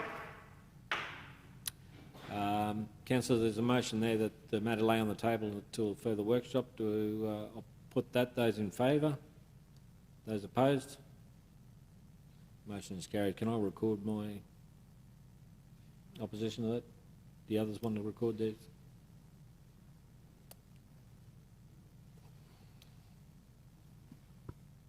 Councillors, we have we've gone. It's nearly quarter to 11. We might take a recess there for 10 minutes and then come back and deal with the other items on there. Councillor Rutherford and Councillor Rutherford. Sorry. Yep. Take a recess and come back in 10 minutes' time. Thanks, councillors. Thanks, Cam. Cheers. Thank you.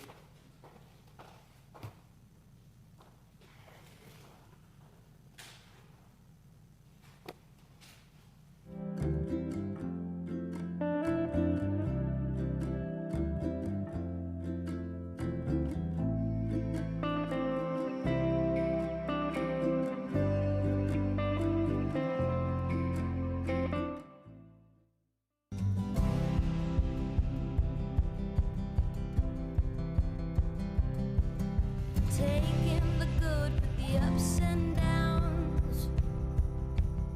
I wanna see how the world turns round. Let's go adventure in the deep blue sea. Home is with you wherever that may be. Home is with you wherever that may be.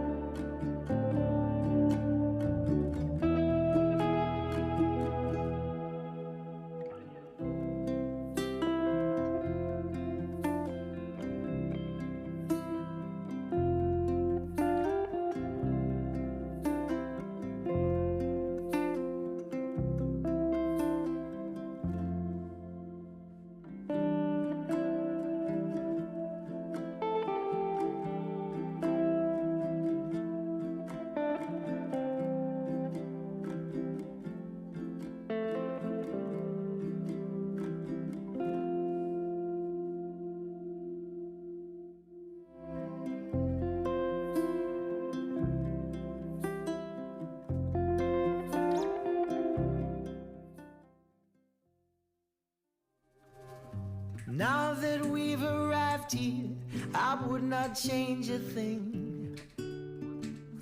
Knew that we'd survive here and all the goodness we would bring. Of this I sing. Everybody swimming in sunshine, everybody feeling fine. Everybody join the front line, ain't nobody left behind. Everybody swimming in sunshine, everybody feeling fine. Everybody join the front line, ain't nobody left behind. Everybody swimming.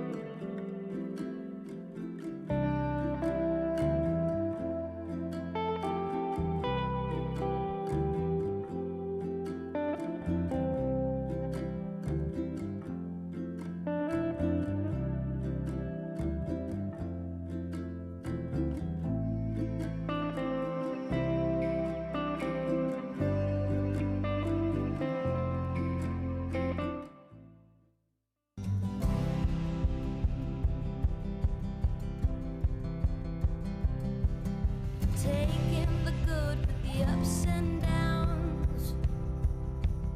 I wanna see how the world turns round. Let's go adventure in the deep blue sea. Home is with you wherever that may be. Home is with you wherever that may be.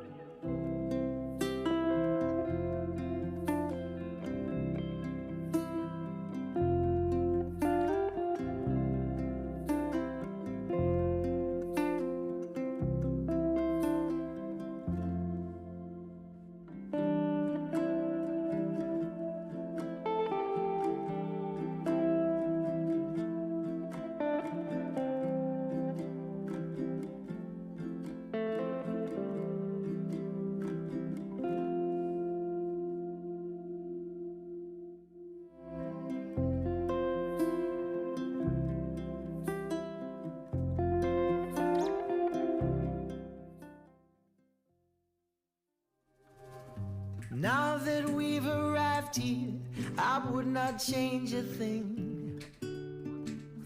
Knew that we'd survive here and all the goodness we would bring. Of this I sing. Everybody swimming in sunshine, everybody feeling fine. Everybody join the front line, ain't nobody left behind. Everybody swimming in sunshine, everybody feeling fine. Everybody join the front line, ain't nobody left behind. Everybody swimming.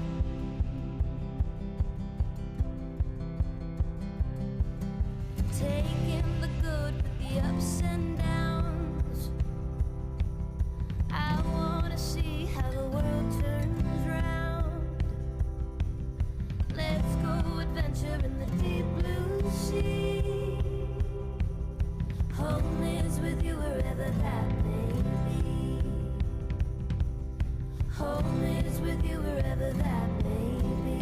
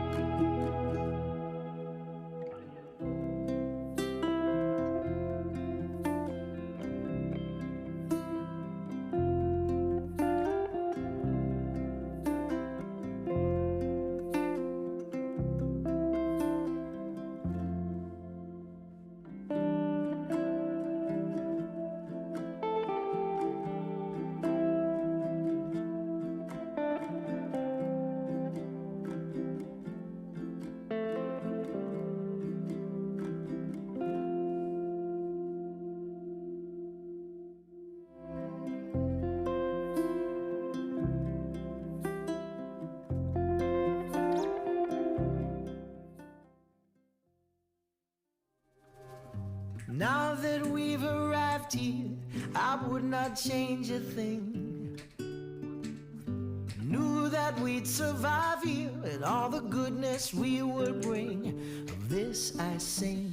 Everybody swimming in sunshine, everybody feeling fine. Everybody join the front line, ain't nobody left behind. Everybody swimming in sunshine, everybody feeling fine. Everybody join the front line, ain't nobody left behind. Everybody swimming.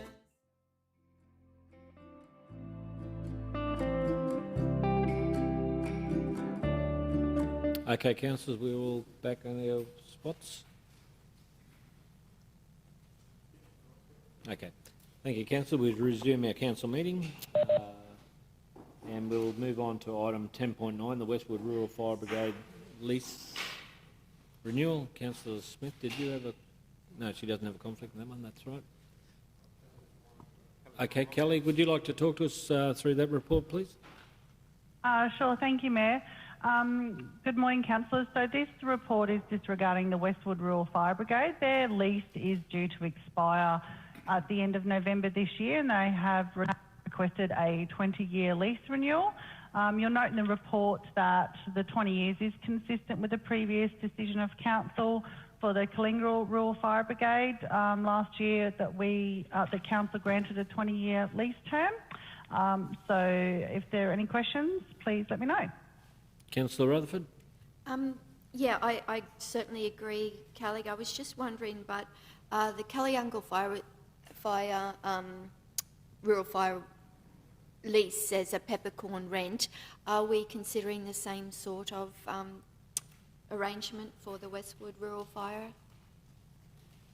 Yes, through Mayor Councillor Rutherford, yes. So it's the same peppercorn rent. So the report says that it's to be at a continued peppercorn rental. So that's consistent with all of our Rural Fire Brigade leases that we have in our region. Okay, thank you. Very much, yeah. You happy to move? That's good. Yes, so I am happy to move. Our rural fireys do just an amazing job for our community, so happy to move this one. And again, probably coming back to the earlier report on our strategy, it's important that the risk is there, that we support that those people that are out there doing the work on the ground. Councillor Smith's happy to give a second. Councillors, if no further questions or comments, I'll put that. Those in favour? Motion's carried unanimously. Thank you, councillors. Moving on to item 10.10, the Fire Cape Caverns Native Title Compulsory Acquisition. Councillors, there's a change to the resolution to the one that was presented in the report. Just the wording just was a little bit hard, and felt that we needed to soften that to explain where the council position is. Probably my comments there to start with is that we're more looking at a consolidative approach rather than one where it's been heading down that path for the urgency. We just find that it's something there we need to work. And after our meeting with the Gangaloo Nations people, we find that can be more productive heading down that path rather than the path that was chosen previously. So it's basically a change in tact and one that we need to work to. Happy to also write a letter to the Minister to seek government support for this critical historical piece of tourism that we could work on. I was trying to find the word for that one, but yeah, look, I think it's important that it's not only left to local government to try to work with, but we can seek other levels of government support and buy-in on it, because it is important to our history and something there that we need to make sure that's retained and then also made available for the public and for the general public to see as well. So I'm keen to progress those discussions as well, and hopefully we can bear some fruit from that. Councillor Rutherford, as the Divisional Councillor, would you like to speak? Mr Mayor, I'm wondering whether you would consider a third dot point onto that motion, basically formalising what you've just said about writing, and it would be a dot point 3 that Council writes to both the state and federal government seeking recognition of the natural and historical significance of the fire clay caverns, along with a request for assistance to stabilise and conserve the caves to ensure this important site remains intact for future generations. That was the words that I said. So yeah, if you could forward that across to Karen, we can capture that. I'm more than happy to put that as a third dot point, Councillor. But I think it's important again. Yeah, the historical significance of that site is something that can't be underestimated, and the importance to that Mount Morgan community and the opportunity for a tourism venture going forward is something we really need to make sure that we can progress and by no means step away from, but it's just a different approach than what we were doing previously. Councillor Mathers. Thanks very much, Mr Mayor. Mr Mayor, I'd just like to congratulate the Council for the recommendation. I'm hoping that it goes through. I think everyone would agree it's a very, very important issue, and it's something that I certainly would like to see progress. I'm just really happy that we're not proceeding in the direction that we were originally proceeding, because that was certainly not the right way to go. So I just want to say thank you for the Council for looking at doing it the right way. Yeah. Expect we get the final words in there.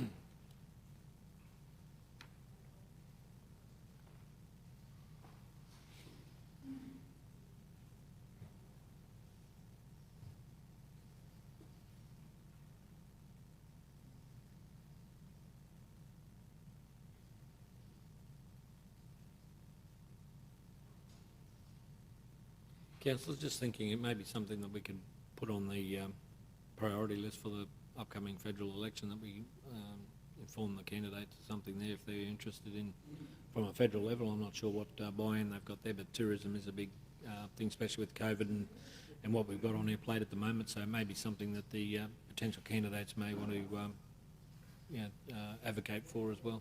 Definitely, Mr Mayor. I mean, it's a national treasure that we've got sitting up there. So, yeah. Yeah, no, for sure.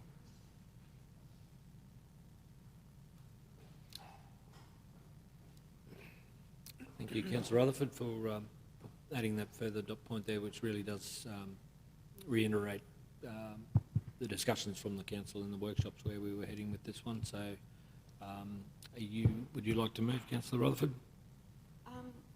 Yes, Mr Mayor, but if you would like to, I'm happy to second as well. I'm happy to move. I think it's an important one from the top of the table, and Councillor Rutherford second. I'll put that. Those in favour? Opposed? Carried unanimously. Thanks very much, councillors.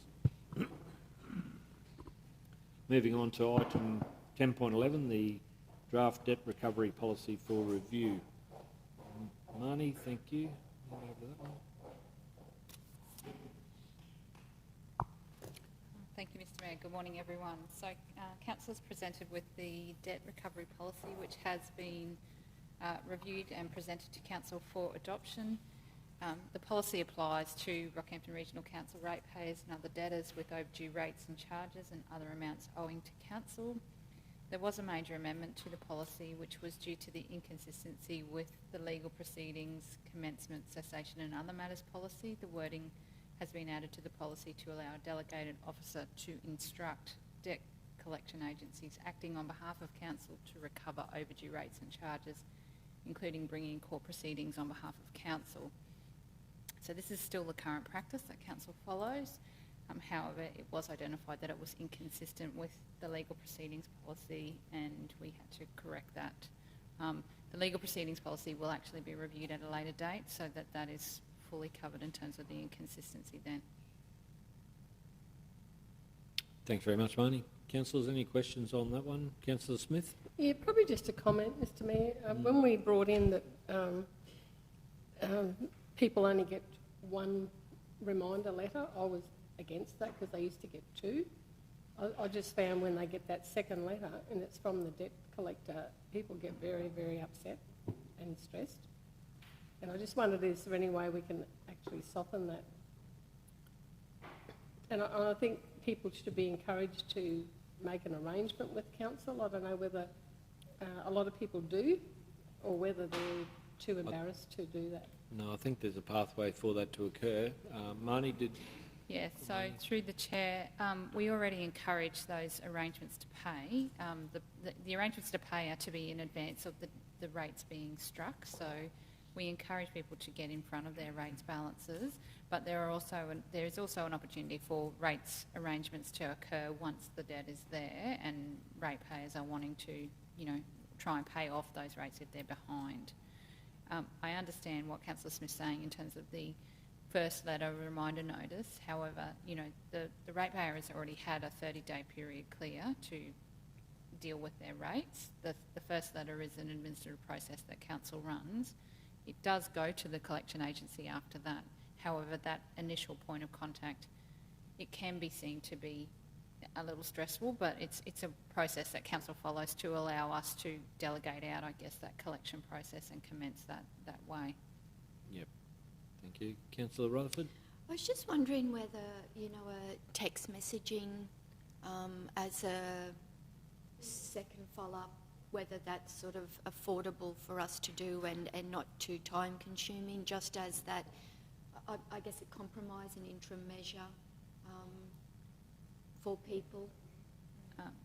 Through the Chair, I guess the text messaging is, we do a global text message, I guess, to ratepayers when the rates or water are due, when you get a notice period and it's becoming due at the discount period. The text messaging will require us to collate all of the data and select certain ratepayers to text, which probably takes a little bit more effort to try and collate who we send that message to, because it's obviously not going to be everyone at that point in time. It's only going to be those that are outside of the discount period. We can certainly explore and come back to council on it. It may have some more issues, side issues to that. I think it's one we can have a look at it offline, come back if that's a possibility. I hear what your councillors are saying there, but it may not be achievable. Marnie? Just another comment, as Ross just mentioned, we don't necessarily always have mobile contact details for those people who are outstanding as well, so they're not necessarily going to be picked up in that text message process either. Yep. Okay, thanks, Marnie. Councillors, further questions around that one? If not, I'm happy to move. Seek a seconder. Second to Councillor Latcham. I'll put those in favour. Carried unanimously. Thank you, councillors. Moving on to the notices of motions. We have two notices on the books. We'll start with 11.1, sorry, from Councillor Kirkland for the Central Queensland Local Government Climate Forum in Yeppoon on the 12th to 13th of August. Happy to move. I'll move Councillor Smith, seconded Councillor Mathers. I'll stay at that one. Yeah. Councillor Smith, seconded Councillor Mathers. I'll put those in favour. Opposed? Carried. Thank you. And item 11.2, notice motion, Councillor Shane Latcham, renewal of councillor travel approval process. Thanks, Councillor Latcham. Hang on, we'll seek a mover and a seconder first before we get to that. Can Can I speak to it first? Can we amend? Well, we No. need... Well, moving. We'll need to move. No, move Councillor Latcham, seconded Councillor Smith. Can I foreshadow an amendment, please? Yep. Yes. So,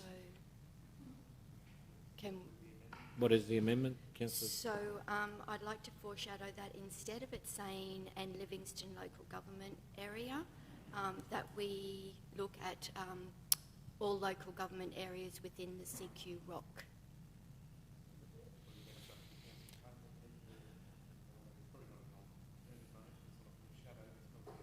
Amendment to the existing motion. So, councillors, you happy with those amendments? Yep. Councillor Wickerson? Mr Mayor, I've got a small amendment as well, just in that first bullet point. If I can speak to it just for a moment, the original intent of the notice of motion was around the cost of this. So it was never about distance away from Rockhampton. So I wouldn't mind adding at the end of that first line, and absolutely concur that it should be the CQ ROC area, but this sort of circumvents that a bit too, that where that travel triggers a application for travel expenses, a travel form that we call it. So if there's no expense, like, and there's two examples, you could go to Mackay up and back in a day, drive your car, there's no accommodation, there's no fee, that shouldn't have to come back to the table. There's no costs associated other than your car. So it's not distance. So, and Mackay is outside of the CQ ROC area. Alternatively, you could go down to Yeppoon for a $2,000 conference, and that probably should come back to the table. Pardon me, come back to the table. So it's not about distance so much, it's about the cost of the travel and impact on budget. That was what the original intent of my motion was. So basically, if it triggers a travel form to be lodged, it should come to the table. That was foreshadow that. Councillors, we're in formal debate, so I'll go to the speaker for the motion first, and we'll work through it from there, and then as we go Thanks, through. Mr Mayor. I'm happy to, with the amendment Councillor Rutherford had to make it CQ ROC, I'm happy for that. I'm not sure about Councillor Wickerson's additional amendment to that. Speaker against? Councillor Mathers? Thanks very much, Mr Mayor. The original motion that was put forward, I thought the idea of it, or what I was actually voting for, was the idea as expenditure. That's what I was interested in, was the fact that, you know, how much it was costing the ratepayers to send us to particular events, and what the benefit to the council and to the councillor's position was. So, you know, I agree in regards to Councillor Rutherford, CQ ROC, but I also agree with Councillor Wickerson in the fact that I think it should be, when there's costs involved, you know, no one minds if a councillor is using the car to drive somewhere and come back, like they were saying, but if it's a cost involved, I think that's something that should come to the table. Yeah, what I'm hearing is that we probably need another motion. We'll deal with this one that's on the books at the moment with the amendment to Councillor Latcham. So, sorry, Mr Mayor, just how we'll work, how the meeting procedure works. So, Councillor Rutherford proposed an amendment to the motion, so we'll need a seconder to that amendment, and that will then become the motion, okay, and that amendment will then be debated. However, you can't go on to a second amendment. You can't Amended. Yeah, you can't amend amendment. And that's where I think we need to come back and have some clarification with council. Yep. And maybe some subsequent follow-up of words, because I think the words on the run might trick us up a little bit more. Again, it may be another notice of motion down the track, Councillor, with the same... Yeah, I think probably that will... I think if we try and do what you're saying, Councillor Wickerson, in relation to trying to clarify it, might actually muddle us up here on the go. So I know what your intention is. So, yeah. And Mr Mayor, I think Damon is still to bring that report back to change the actual policy. Maybe that's some discussion before that comes back to the table. Okay, then the amendment has been, to the motion has been moved. Councillor Rutherford, second, and Councillor Mathers.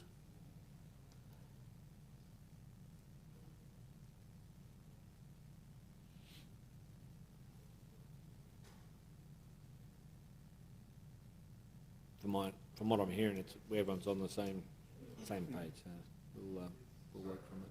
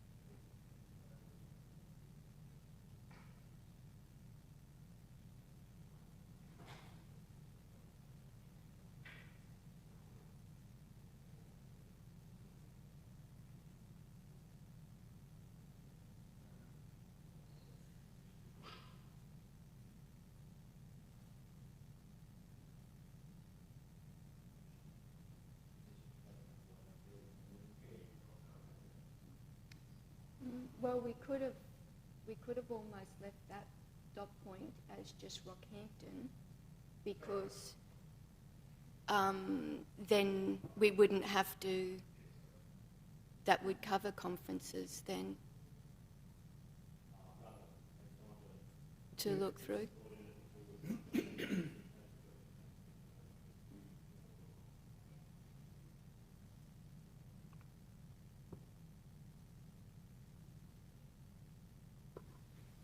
Okay, councillors, we've made the amendment.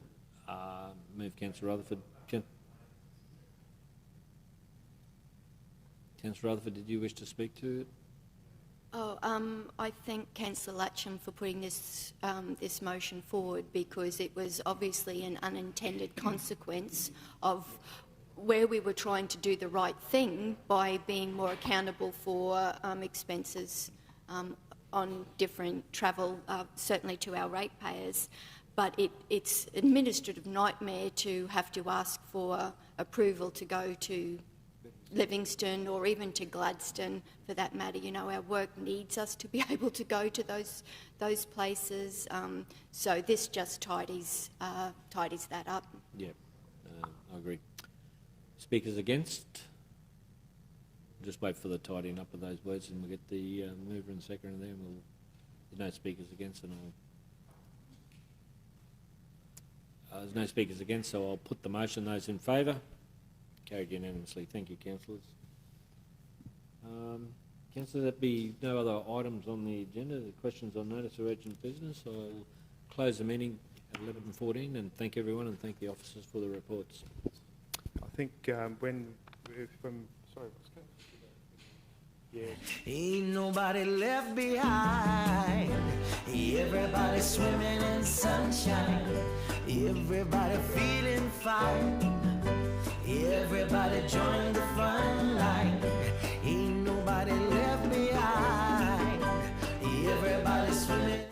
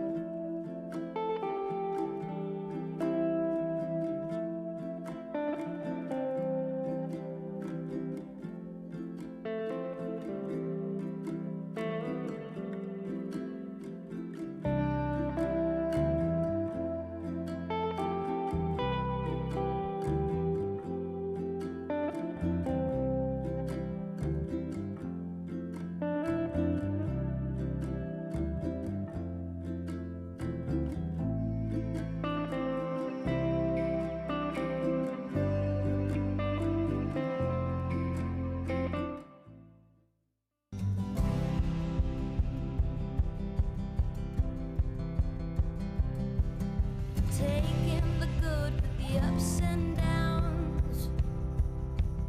I wanna see how the world turns round. Let's go adventure in the